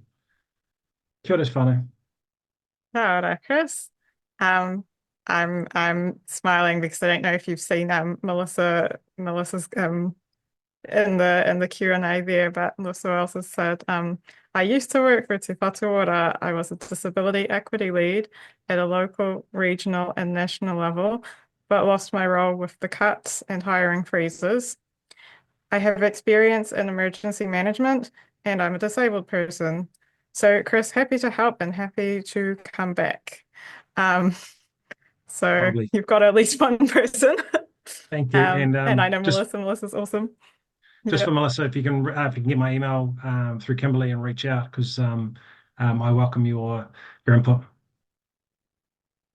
And this is probably reflective of the changes that we go through. We are going to lose really good people, and that's not uncommon across multiple sectors, government sectors at the moment. So looking forward.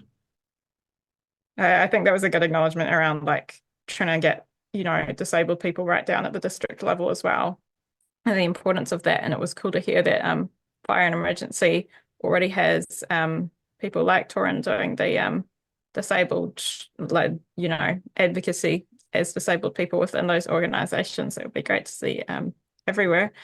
The other, feel free to be putting your questions into the Q&A. I think we do only have a couple minutes, so we'll see how we go.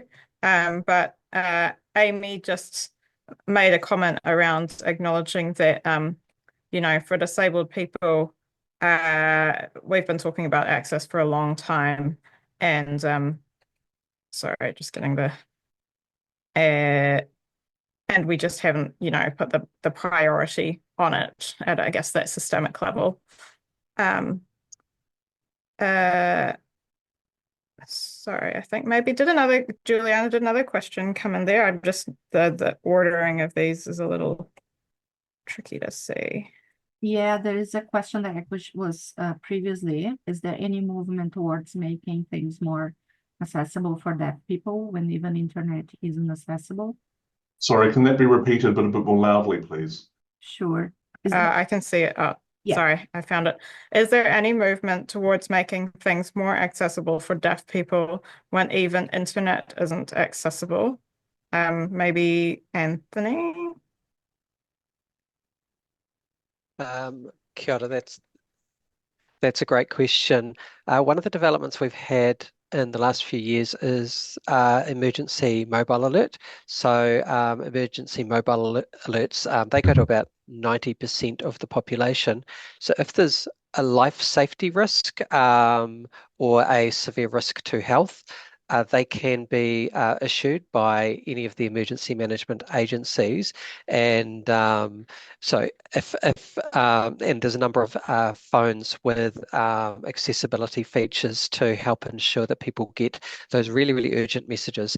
But yes, absolutely. There's Cyclone Gabrielle was a really good example of where power went out and people could not access the internet or even their mobile phones after a while. We have been working with MSD on basically a fact sheet with all of the information that people need about how to access support. This used to take a few days to develop, but we've now developed one that's evergreen, so it can be released pretty much straight away when an emergency happens, or any emergency that's big enough that support is required from multiple government agencies. And this can be disseminated in hard copy form at the local level. So there might be a civil defence group that have a generator and they'll print them out and hand them out. But yeah, we do encourage people to have support arrangements, because sometimes, unfortunately, radio is the only way to get information. That's obviously not accessible to deaf people. So if So it is good to have support arrangements, whether it's neighbours or whānau who can get important information through to you. Absolutely. There's also work being undertaken in regards to deploying more Starlinks. So watch this space, because Starlinks can continue to go even if your normal internet is out. Thank you. Thanks, Anthony. Anya, there is a person with the hand up. I just want to confirm. Kim, can you? Galen Macaret has her hand up. Do you want me to go to the chat first, or we're going to go to Galen first? I think she's not on. She's not on our list. So I will allow her to talk. Yep. Cool. I did actually have my name down for this. This is how I got the link, but I made a mistake with the time. A couple of things that you've probably brought up, and I've missed it, unfortunately, is that, are you aware that the Magna is now only about 3 meters below the ground, and one of our biggest emergencies is going to be volcanic? And if you'd like to check that with the Auckland Geological Society, you'll be able to find that out. It has emerged recently, and they thought it was about many, many meters below the ground.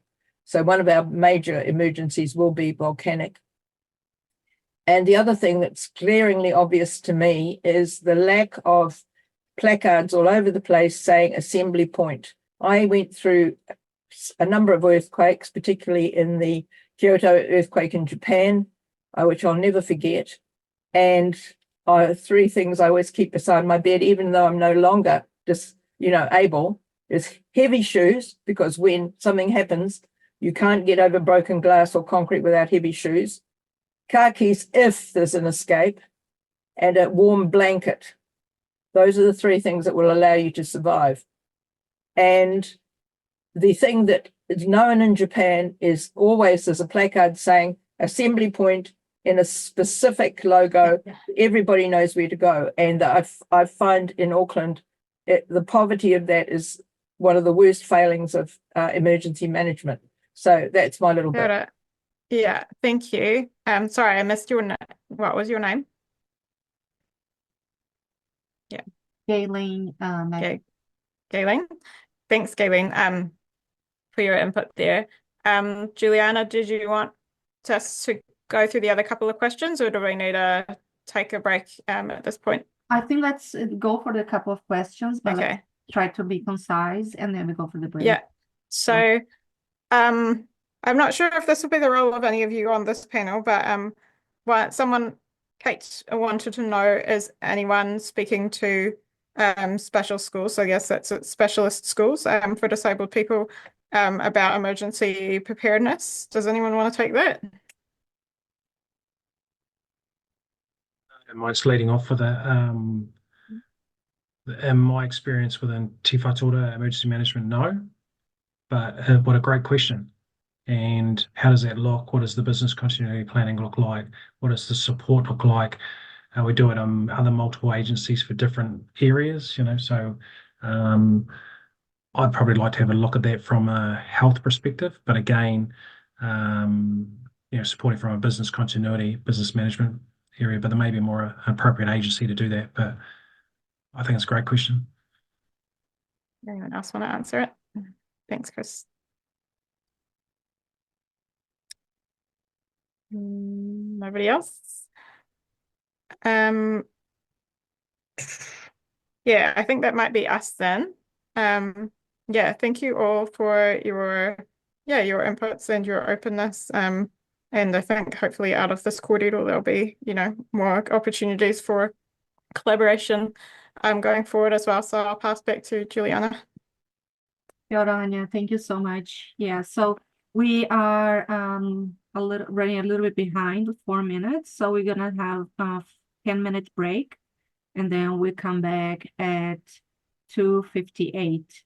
So yeah, just a well-being break now. Kia ora. See you all in 10. Kia ora. Our third panel with the creators is coming next, and moderating this panel is Lara Draper. Lara is the General Manager for Adults and Senior Services at Aotearoa New Zealand. She's a committed advocate for deaf issues and the rights of deaf individuals. She communicates using New Zealand Sign Language as a deaf person herself.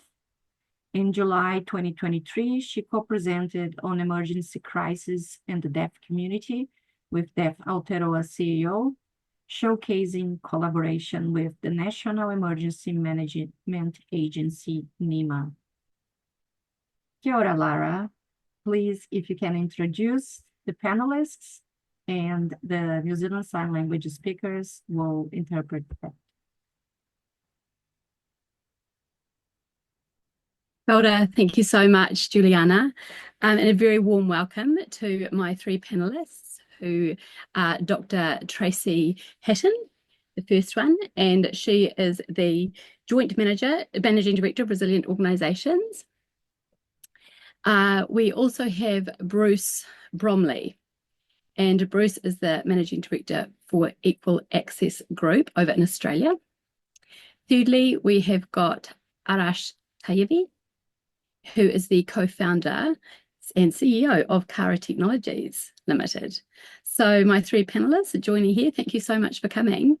I just wanted to ask you the question regarding what the role is of emergency management when it comes to deaf and disabled people in the response, and what inclusion might look like within this process. So if I may first go to Dr. Tracy Hatton, please. Just if you can speak for 3 to 5 minutes, that would be wonderful. And then we can leave time for questions and answers at the end. Dr. Tracy, over to you. Kia ora, ko Tracy Hatton, tōku ingoa. I'll keep it short and sweet. I want to talk about the role of organisations and support services in emergency preparedness. So in an emergency like Cyclone Gabrielle, the Canterbury earthquakes, all of our normal routines and ways of life can be disrupted. And this isn't just about evacuation. This is for a significant length of time. Afterwards, we might have to go without power. We might not be able to get water out of the tap or pop to the shops for food. And I think we all know that it's up to each and every individual and household to try to be ready to cope with it. It's not something we can expect the state or any government agency to do for us. I think what often gets forgotten is that we also really need our organisations, and especially those who are providing essential support services, to be ready to cope with that disruption as well. It's absolutely vital that support organisations, someone mentioned special schools, in an earlier panel, anyone who provides essential services to those with a disability have to be ready to continue to provide those services in a disruption. They need to think about their disaster preparedness. They have to understand what their most critical services are, and they have to have a plan for how these might be delivered in a time of crisis. If they can't figure out a plan for how they might be able to continue to do that, they have to have a conversation with their service users to understand this so that they can figure out the plan B. This is no different from our water providers and our emergency managers telling us we have to be prepared to go so many days without water. They need to be conversations that we have in advance of an event. And I know that a lot of essential support providers are under immense stress at the moment. Being disaster ready may sit on the too hard list, but it's really important. And there's lots of resources out there that can help, from government and emergency management groups around business continuity planning. Being ready for an emergency for an organisation doesn't mean having to spend lots of money. It's just about thinking through in peacetime what you do that's critical and how you might do it if your usual way is not possible. Hey, we all figured that one out throughout COVID. We need to think broader for any kind of hazard. The key is that the people in those organisations need to understand what's truly critical and what the plan is to deliver it. It might require some creative thinking, and sometimes the service might not be to the usual standard, but that's okay. It also requires a lot of thinking about communications. Anthony Frith noted the issues in Cyclone Gabrielle. And if anyone here can remember back to the Canterbury earthquakes, even just the overload on the system can create very real problems. We know for the deaf community how important text messages are, We know in the Canterbury earthquakes, it can have taken anywhere from 4 to 8 hours for a text message to be received outside of the emergency mobile alert system. So because of that potential impact on communications, that's why it's so essential for support providers and for those who are supported to have talked about plans and disruption, because you might not be able to communicate at the time to figure out a plan. So it takes all of us at an individual and an organisational level to be ready. We live in this beautiful country, but it's the second riskiest country in the world for natural hazards. We have got no excuse not to realise that we need to be ready. So my takeaway message, if you're from a provider or you use the services of a provider, to ask them about the organisation's plans to continue service and ensure that there's some mutual understanding from both the organisations and the users about what will be possible. And lastly, if you're representing an advocacy organisation, the advocacy role may be just as important in an emergency, serving as that vital connector between communities and authorities and ensuring there's channels to be able to convey needs or problems to the responders.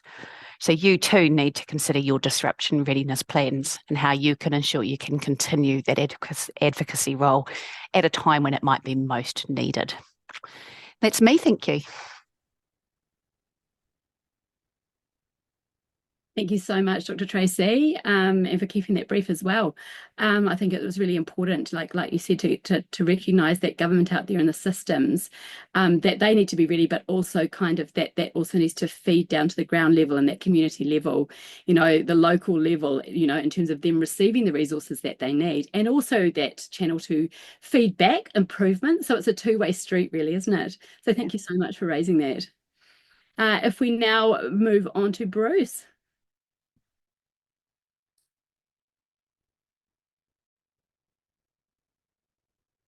You're just on Let's mute. turn, yeah, I know, let's turn the audio on and I'll hit that button and hopefully my screen will share. So I thought I would just touch on built environment evacuation, be it from a natural disaster or fire or the like. So I thought I'd just touch on buildings for my 5 minutes. Where are we? My first slide, sorry, Teams at Zoom's doing weird things here. Might drop that down. That's better. Okay.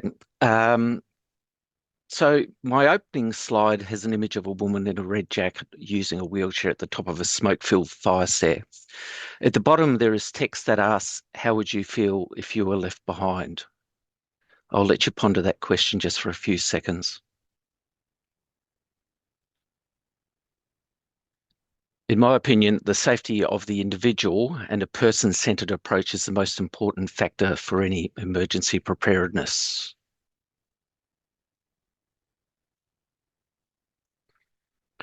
There we go. An important part of preparing for evacuation includes PEEPs and procedures that meet the needs for people with disability, and it is to consult with those people who are directly affected. Specialist support may be needed. The individual that needs evacuating may have unique requirements that will affect their evacuation. Consultants like occupational therapists, access consultants may be needed to assist in the preparation of PEEPs. So PEEPs are personal emergency evacuation plans for people with disabilities that identify how they will be managed or, more importantly, evacuated in an emergency.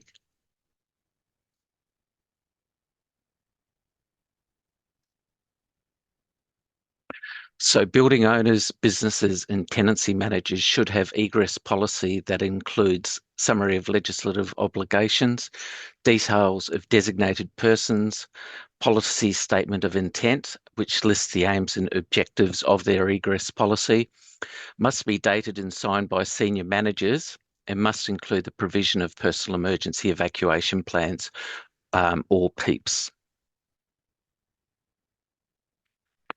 The egress policy summary, and the policy shall consider the applicable legislation, review policies that have an impact on egress, clarify who is responsible for that safe egress, decide on an evacuation strategy. So whether it's a total evacuation, a phased or a zoned evacuation, depending on the type of the building and how that building is actually used, and also what fire protection has been built into that building. They have to gain an understanding of the existing inbuilt safety measures and then consider the requirements of people with disabilities in that building. So when we look at evacuation, there are 4 key elements of evacuation to be considered. The first is notification. How do you notify people what and where the emergency is? Wayfinding. How will people get out? Use of the egress path. Can people with disability use the nominated paths of egress? And lastly, assistance. Can people evacuate independently or will they need assistance? My next slide has a charred or a photo of the charred Grenfell apartment building. In this case, the Grenfell inquiry acknowledged that people with disability knew they were sitting ducks and that they should there be a disaster, they had raised safety concerns which were dismissed time and time again. The inquiry recommended personal emergency evacuation plans should be prepared for all residents and all residential buildings throughout the UK. However, the UK government is still refusing to mandate them. So there's bureaucratic madness that they're obviously dealing with over there, but the same really is occurring here in Australia. And I'm not too sure of the situation in New Zealand, but our personal opinion is PEEP should be prepared for all people with disabilities, be it in residential care, apartment buildings, and places of business and education. The next photo I have is a photo of 9 gentlemen who perished in a fire. There is a masthead of the newspaper which says death of 9 innocents. So in this case, on the evening of 8th of April 96, a fire occurred in Flat E Unit 31 at Q Residential Services for people with disability. Tragically, the fire took the 9 lives of the intellectually impaired residents who required a high level of person-to-person support. The investigation found one consistent is that such residents should be protected from the devastating effects of fire by the government, and that protection should have been in place to prevent such tragic events before they occurred. The investigation found that once one consistent, sorry, that's a duplicate. Ignore me there, and we'll go on to the next slide. So my next page shows 3 photos of some typical evacuation devices. So we heard in one of the earlier presentations a discussion about evacuation chairs. So this slide has a photo of an evacuation chair. It also has a photo of an emergency evacuation sled. So for people that can't sit up in evacuation chairs, the sleds are a padded device with a very rigid back. So it allows for ease of egress down multiple flights of stairs and very easy to use by individuals. And the third image is of a smoke mask that can provide short-term protection of up to 60 minutes from smoke, carbon monoxide and hydrogen cyanide. And it's important to realise that with multi-level buildings, it can take up to 4 plus emergency services personnel to take one person down a flight of stairs when multiple flights of stairs are involved.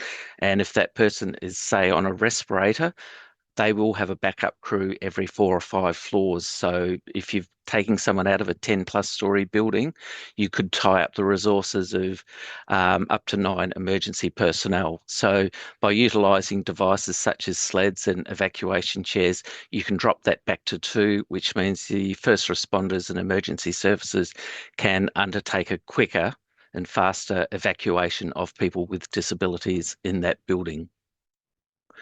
And that's it from me. Thank you.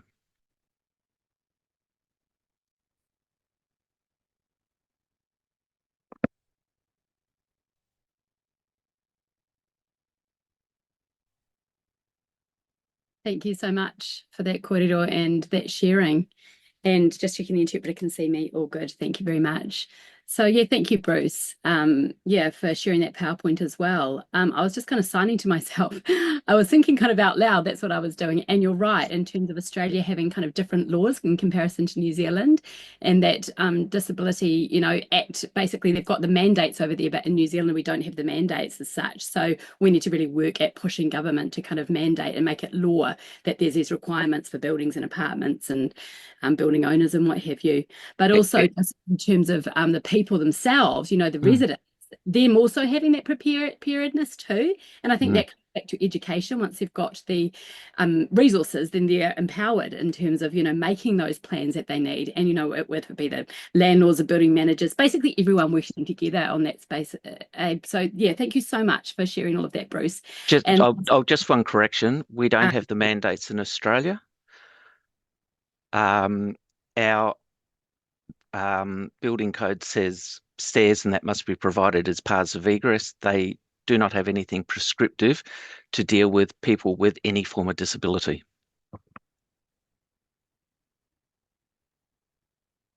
I stand corrected. Thank you. It's still about working together on this, isn't it? In both nations. Wonderful. Well, thank you so much. And Arash, over to you.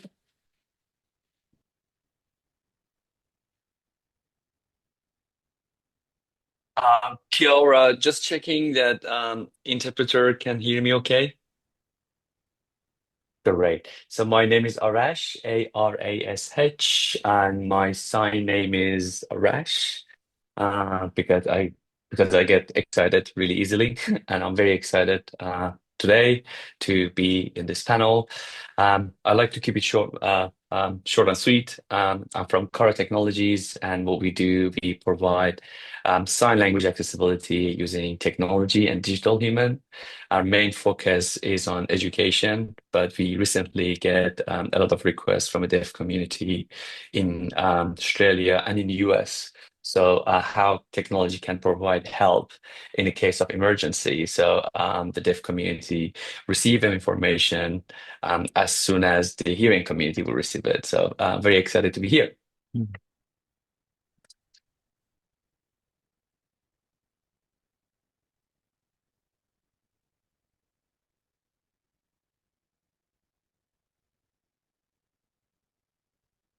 Arash, would you like to elaborate about your work in terms of deaf and disabled people and how they're included within the preparedness for an emergency, and just a bit more about your project? So, first of all, a disclaimer, our technology is not here to replace the human interpreters. They are one of the most valuable asset that we have. And for example, today we have Alan, which is one of my favorite interpreters. So the way we are coming through that when information, there's a time sensitivity, our technology can provide immediate access into sign language. One of the good example I can use in Australia with Red Cross in Australia. So we believe that we work with community, not for the community. So we design a lot of workshop. Actually, we bring people from Australian Red Cross, the people from the Ready Plan in Australia, and the deaf community, and us in a one roof. And the people can ask honest question and receive honest answer. So we try to put down everything and set up the expectation as much as possible. And I believe that the communication is key. It's very important to inform the community what resources are available in case of emergency, what is possible, what is not possible, what we can control and what we cannot control. So we want to make sure that we take care of everything. Hope that answered the question. Yeah, that was great. Thank you so much. So you talked about the Red Cross involvement. And so what was actually created there? So just as an example, can you elaborate on that? Sure. So we create a digital volunteer. Her name is Tina. She has a sign name given by a deaf community in Brisbane. That's her sign name. And Tina is now responsible to translate a package that Red Cross have, which called a Ready Plan. So Ready Plan is set up a protocols that when the emergency happened, what should you do? And the challenge was that was available in many languages, not in Auslan. And we, as a baby step, we try to figure out how Tina can provide Auslan accessibility to the Ready Plan. So when emergency happened, the Auslan community are informed what to do and what not to do.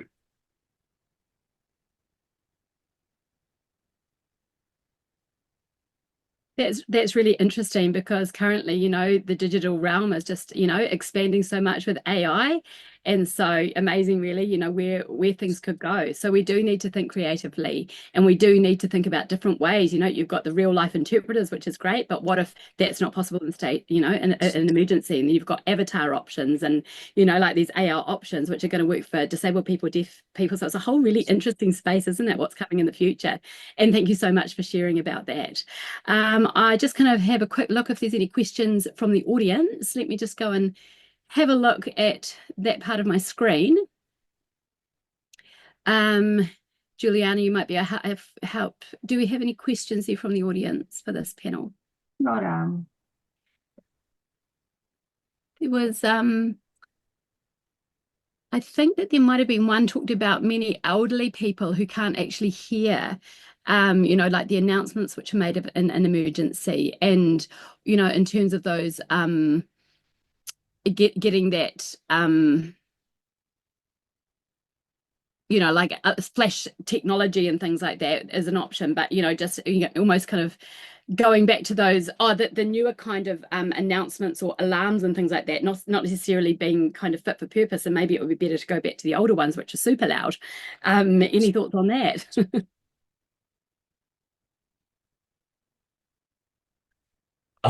Arash here. We've been privileged to work with many like what you call like doer, especially outside of New Zealand in the US. Unfortunately, there's no silver bullet. So the people think that there's one device can fit for everyone. And I personally haven't myself come across with this. And we need to think about it as a more holistic point of view. Some people start exploring working with Starlink. There was another group in the US, they're working to provide emergency messages via TV. So when mobile like BTS or the mobile tower station goes down, because the TV signals can travel much further, there is a tiny device that could be installed in the TV that you receive the emergency message via TV anyways, and it will turn on automatically, and you don't need the internet. So there are many solutions, but there's no single bullet. And yeah. There are technologies like strobe lights that are installed into homes for people that are deaf. So I'd expect similar technology would be available for aging population. There's also devices that have basically sit by your bed, has a unit, a small unit that goes under the pillow. So when it does activate under a fire alarm or similar, that pad will actually vibrate very intensely to wake the person that's sleeping in the bed. Will have a strobe light on it. Then it has a messaging on the face of that device to say emergency or evacuation. So if you combine devices like that with strobe lights, they're probably the best solutions currently available. And let's not forget the humans in this. Like, tech's got so much to offer, and it's awesome. But that we all need to be looking out for those around us who may not have either heard or received a message in the same way. Kia ora. I just will ask to be mindful when you speak, just say who's speaking. So here's Juliana, so everybody can have access to the information. Kia ora. Yeah, this is Tracy. Sorry.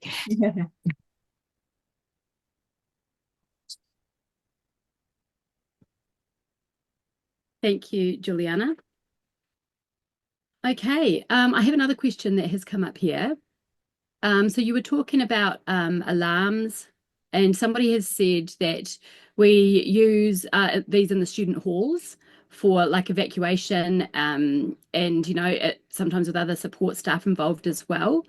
And also, you know, they're within plans. I'm not quite sure if this is kind of like particular to one university or to all universities, but you know, if everyone kind of followed the same kind of model in terms of apartments and buildings and what have you. But do either of you have any thoughts kind of responding to this in the education space?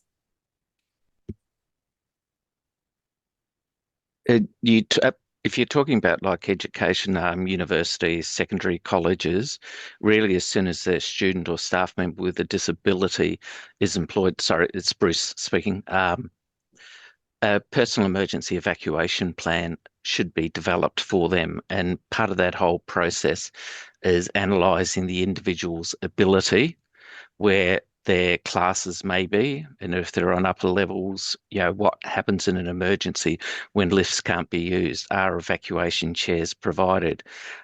If they're vision impaired or deaf, do they need to have a pager with them that alerts when the building fire alarm systems go off? We've got free PEEP templates on our Equal Access website, and it'll go through all those steps for consideration, what needs to be in place. Same with hotels, similar issue where the reception should, and this rarely happens, should be keeping a record of people with disability that are accommodated in that hotel. So if there is an emergency, when the first responders arrive, they have a list of the residents and their floors that they can give to the first responders to actually undertake that rescue once they've assessed risk.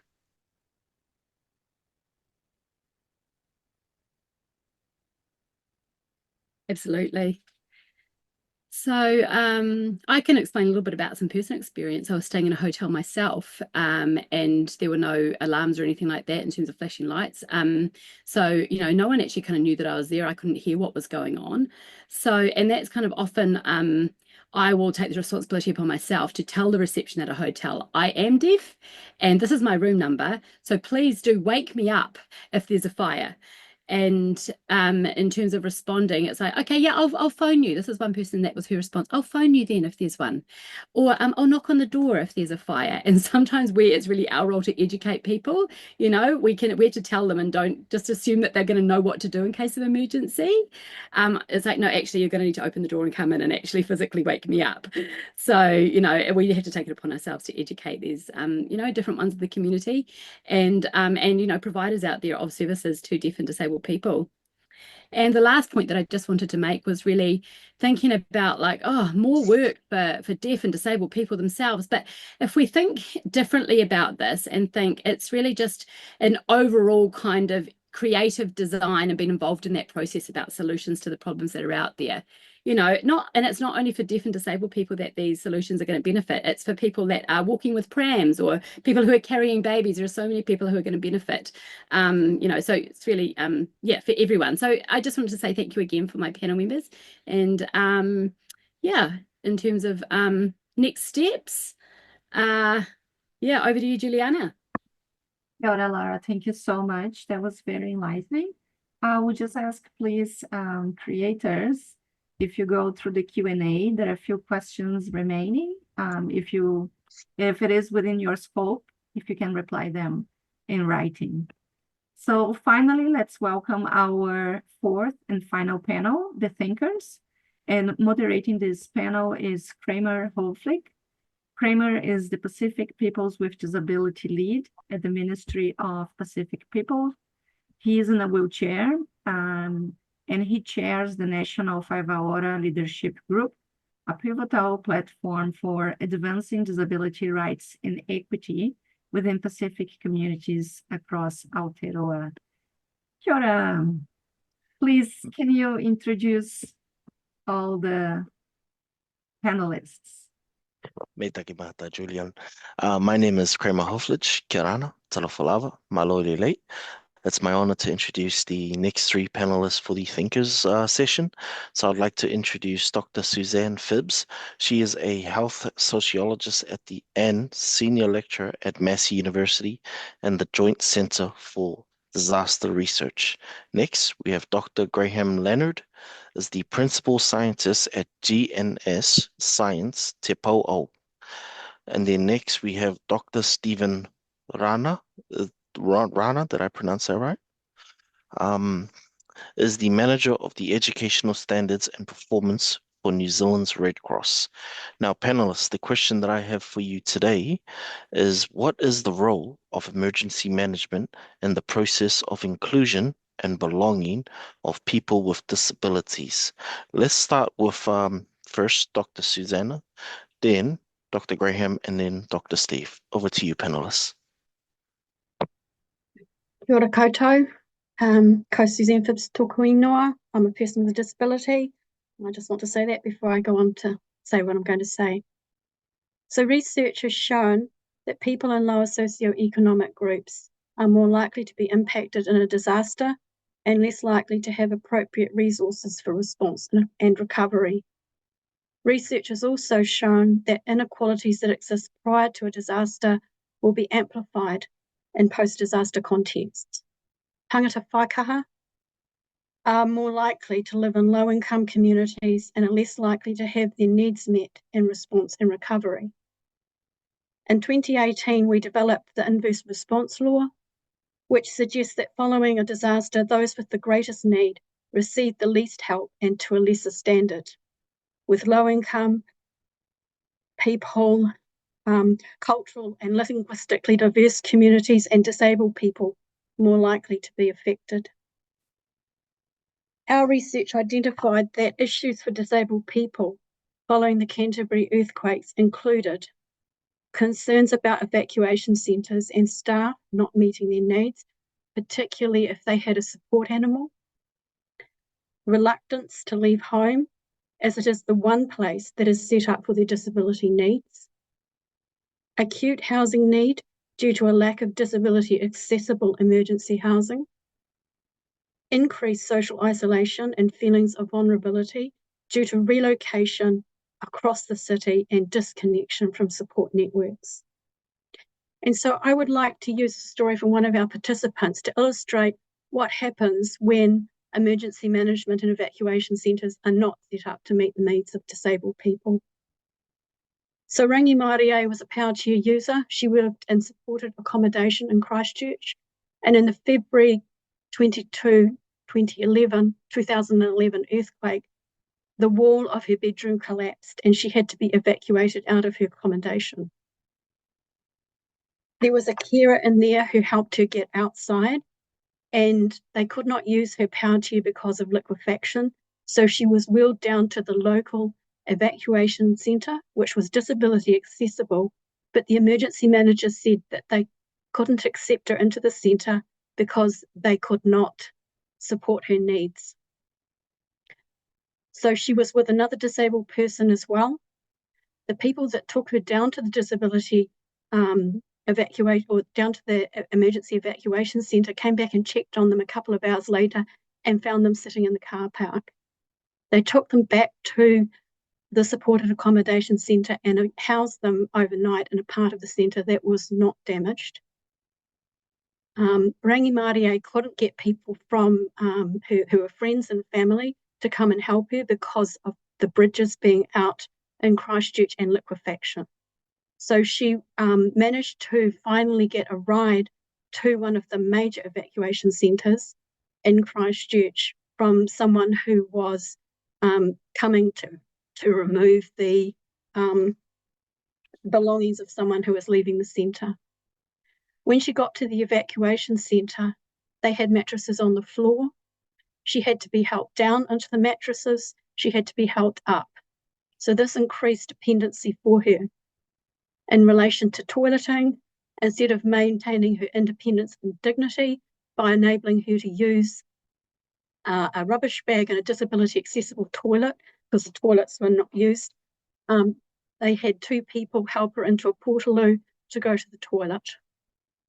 Her needs were deemed to be so great that she was actually evacuated out of Christchurch. She had a lack of hydration, lack of food, stress, and she caught norovirus at the evacuation centre. So this all exacerbated her medical problems. So these are the kinds of things that happen to disabled people when their needs are not supported. And I don't blame the emergency centres or the managers. What I blame is a lack of training and systemic failure. So we need an all-of-government approach to disability inclusive preparedness and response. The current government's funding and service cuts increase material hardship as well as social isolation, which are risk factors for disaster vulnerability. So you can't have one sector of government focusing on disability inclusive disaster preparedness and response while another is actively exacerbating conditions of disaster vulnerability for disabled people. Finally, I'd like to say that disability inclusive disaster risk reduction, readiness, response and recovery requires genuine partnership and co-design with the disability community. And I can see a lot of people are beginning to do that, and that's really pleasing to see. Thank you.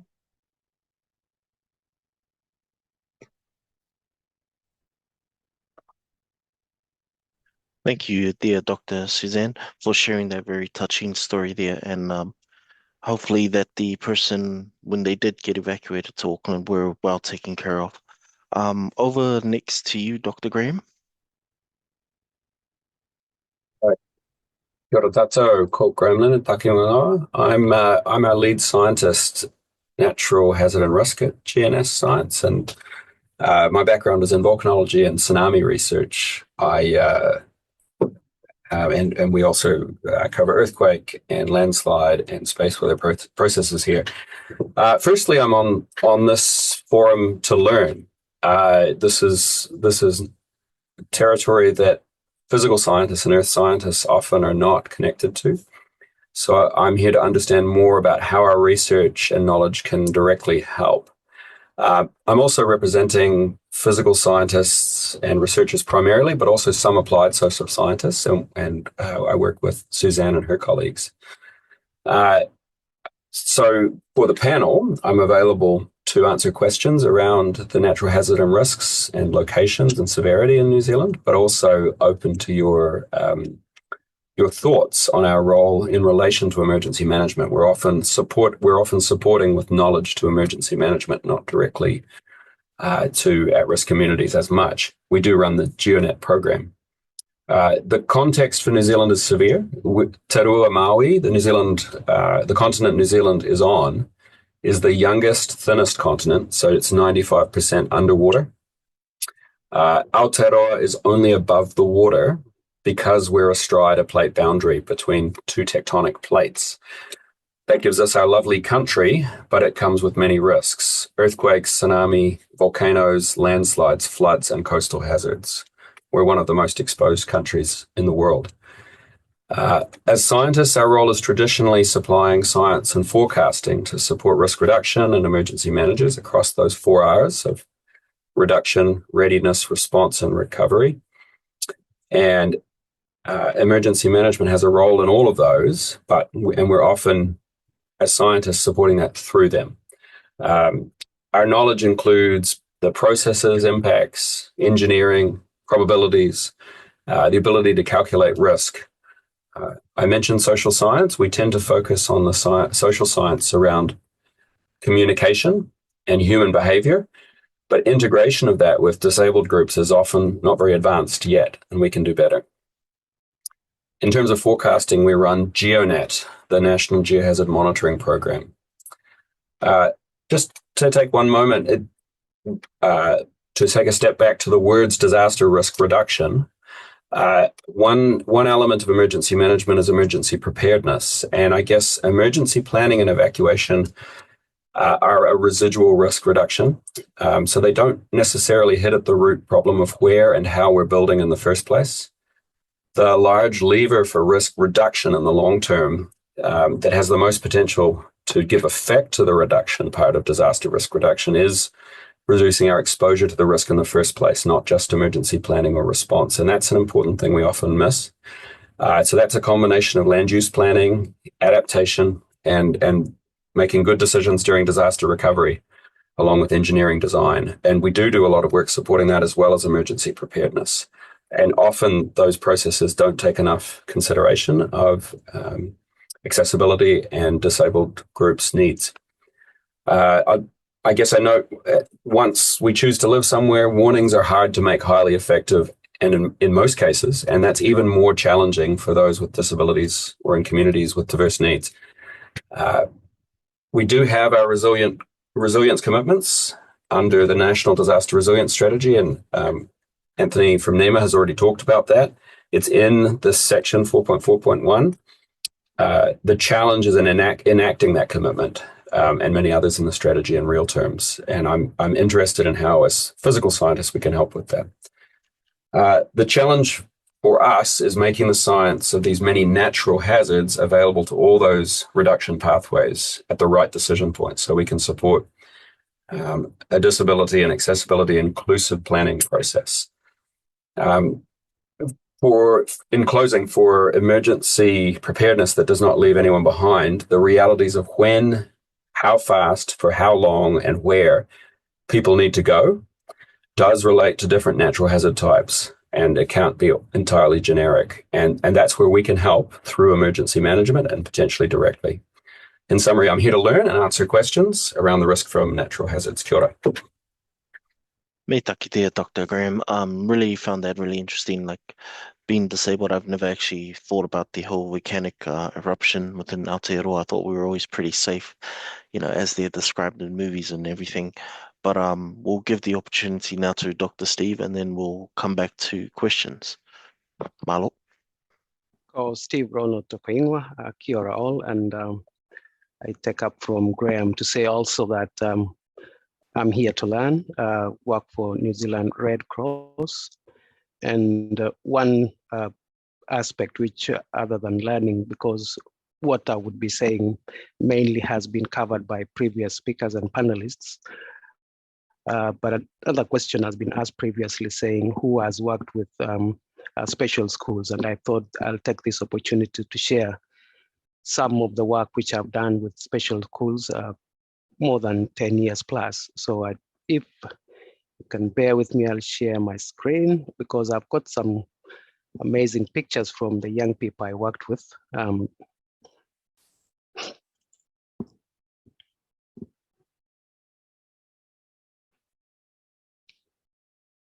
And from the start go, I want to emphasize and highlight the need for us to, which we all agree that we need to work alongside people with disabilities. It's no longer the doing, it's no longer helping them, it's actually supporting them to do what they can achieve with or without our support. So what is this we can do? And with New Zealand Red Cross, we work with people who are vulnerable, and often we aim to enhance community resilience across the board. From my introduction, I did say today I want to take this opportunity and thank you for this, Kōrero, Juliana and the team, because I think it's a highlight of what I haven't shared previously about children with disabilities or in special schools where work has been done, and which we can have the opportunity to share and learn together. Wouldn't want to repeat the literature. People with disabilities are vulnerable, and there are various challenges which lead to this. Importantly, the research which has been done with or around people with disabilities is sparse. Their lived experiences is not taken advantage of, to learn and, to plan. And therefore, they are very invisible. They are not seen when there is planning, when there is policy making, and so on. And the focus, to a larger extent, still on helping them rather than actually looking at people with disabilities as potential contributors. So again, this afternoon, if you allow me, just I'll share a couple of pictures, because where I'm coming from, I want to challenge us to say, we all agree, we all have that consensus. People with disabilities need to be included. They need to work, they need to be part and parcel of decision planning. But the challenge and the slow pace has been around the how. And I just want to share some of the pictures of what we did with children with disabilities on how they can be involved or how they can be included in this. And a starting point would be to get their perspective. What is their experience? What is their lived experiences? How do they interpret these natural hazards?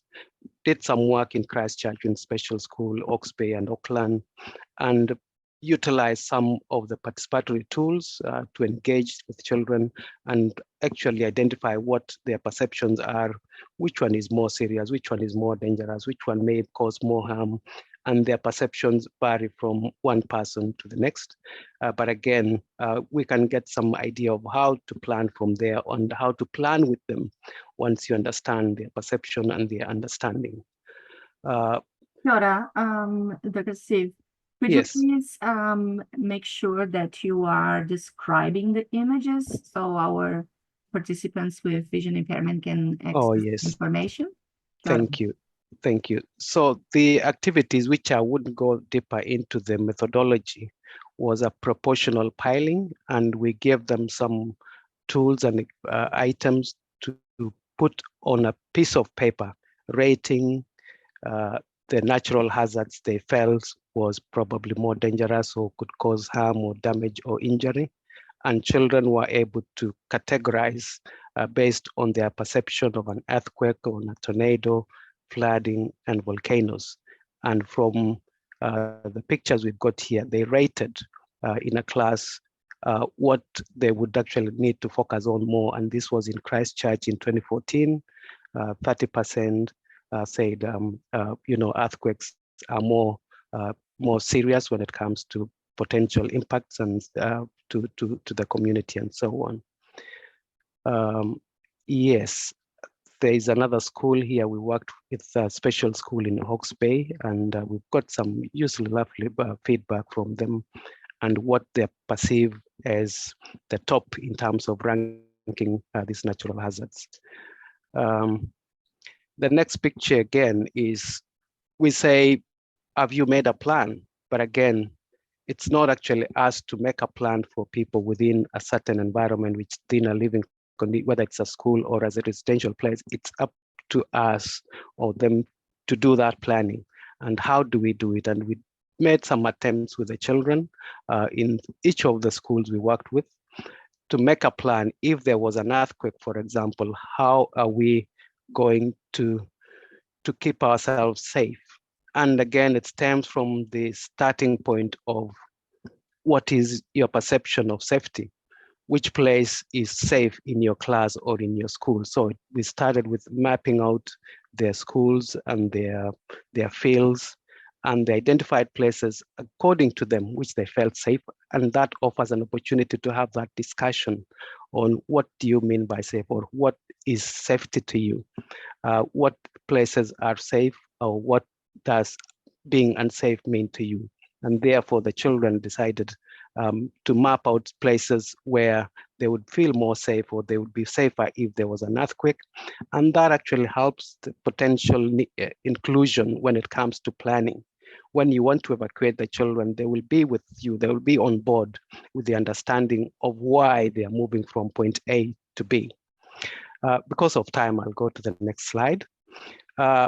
This was a group in Auckland, again, a special school, and again, mapping their school.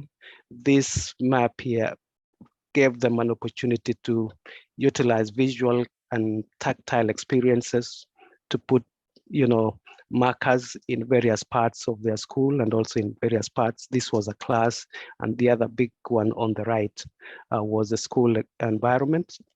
Within the class, again, where they put green pins were safe places within that class, where they put the red ones were spaces which they thought would be unsafe if there was an earthquake. Again, the point is when there's an earthquake, it's not the adults, it's not us, or it's the people with disabilities, it's the children with disabilities who have that understanding and perception why they need to move from point A and B, and not the other way around of getting instructions on why they need to move, or they need to move from point A to B. The next, we've got 2 more slides and then I'm done. The next one is utilizing the NEMA resources here. What are these? Grab bag or maybe escape bags or survival kits. But for people with disabilities, in this case, or I'm talking about specifically children with disabilities in special schools, what does it look like if you want to grab a bag and leave? And again, we utilize this mapping,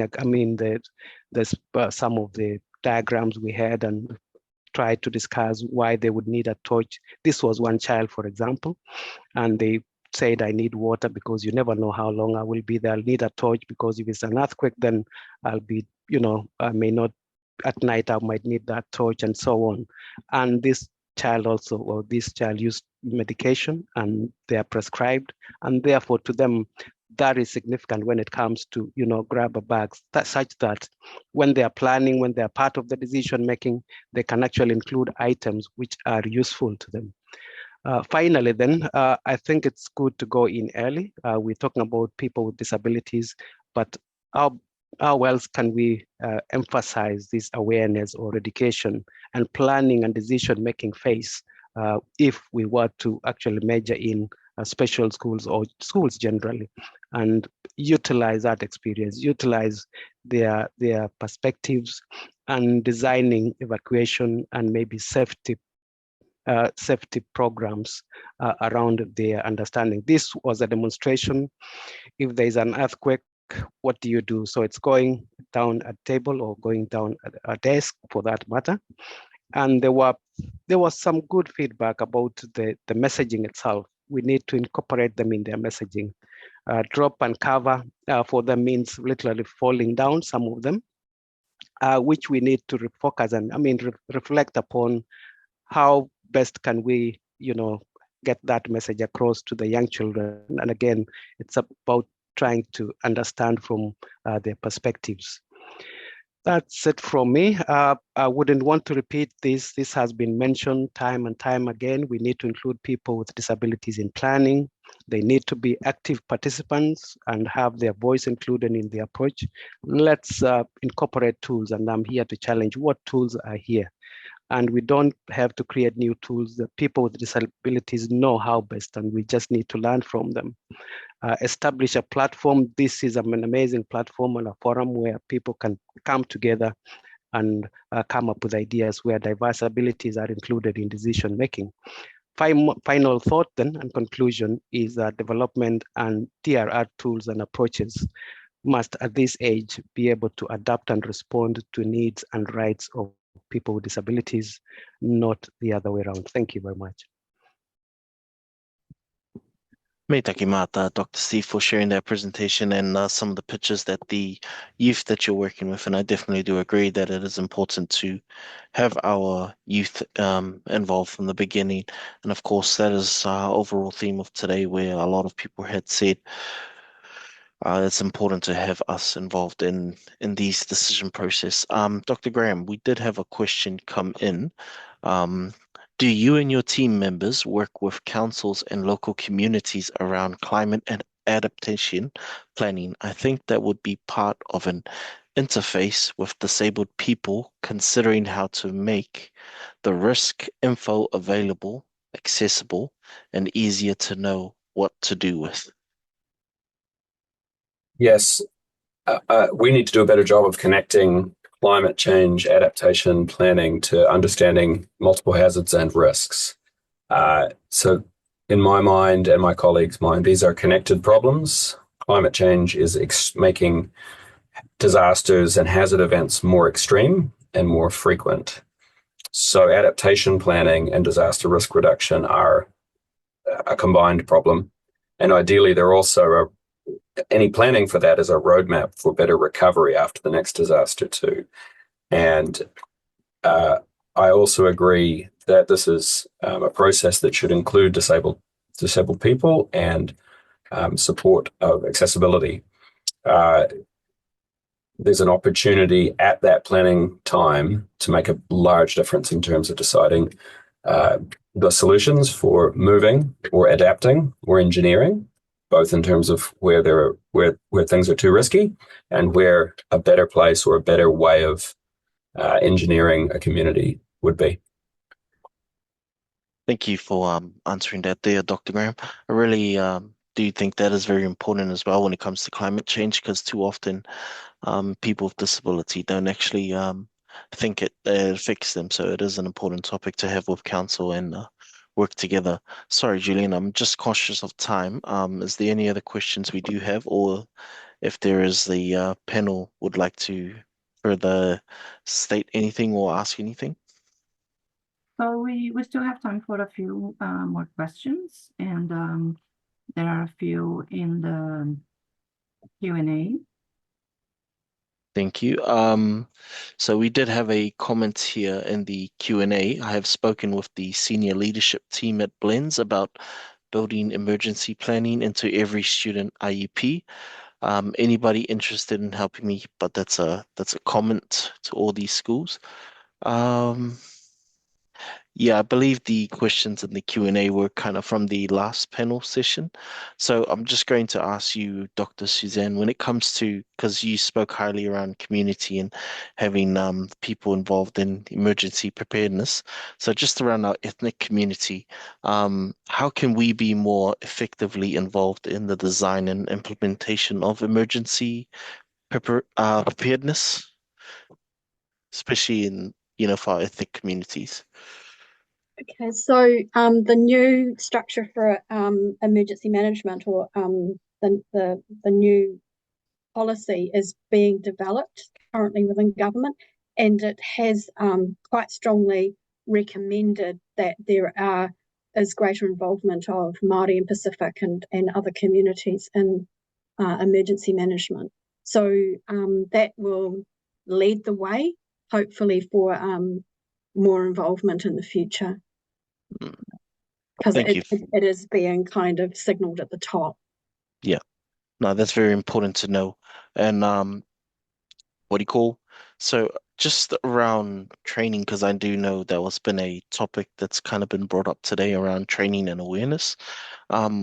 Just wanted to ask the panelists, what training or education should emergency responders receive to better understand the needs of disabled individuals during emergency? I know some of it was touched out throughout the throughout today's session. So if there's anything you guys could add on to that, please feel free. And of course, I want to encourage the people online, if they do have any questions for our panelists, please throw it in to the Q&A chat. My first comment would be, see the person and not the disability, and ask what their support needs are. Yeah. Use your words. Appreciate that. Thank you. Yeah, definitely is very important to see the person before the disability. Anything else from the other panels? And do take advantage of training opportunities that are provided as well. Thank you. Is there much training actually provided out there for our people with disability or for emergency preparedness staff? My understanding is that the Disabled Persons Assembly are doing a series of workshops around New Zealand. So look out for those. Thank you. You heard it here. Please look out on the DPA's website for this upcoming workshops. Thank you.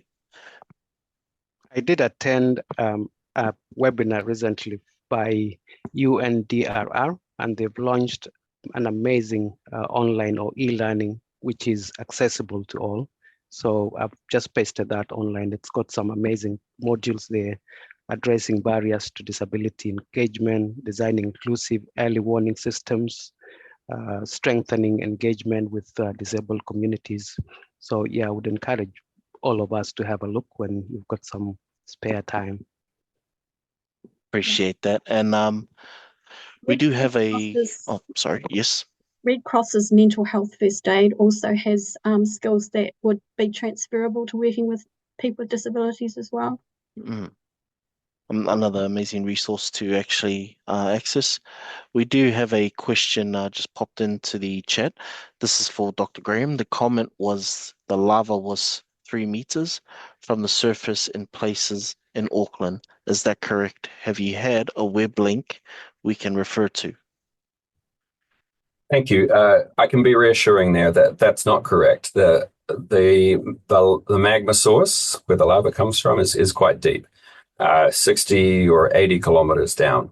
And we don't think there's any shallow lava at the moment.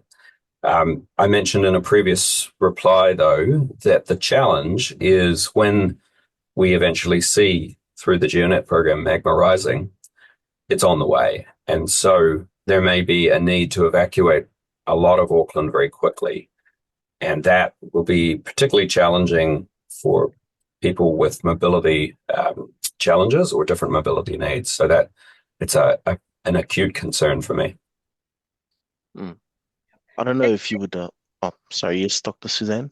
That emphasises the importance of having local networks, people that know you have a disability and what your support needs are, so that they can help you in a disaster and help you evacuate. Because if you're depending on emergency services to come and collect you, they might not arrive, and that's building in vulnerability into your life.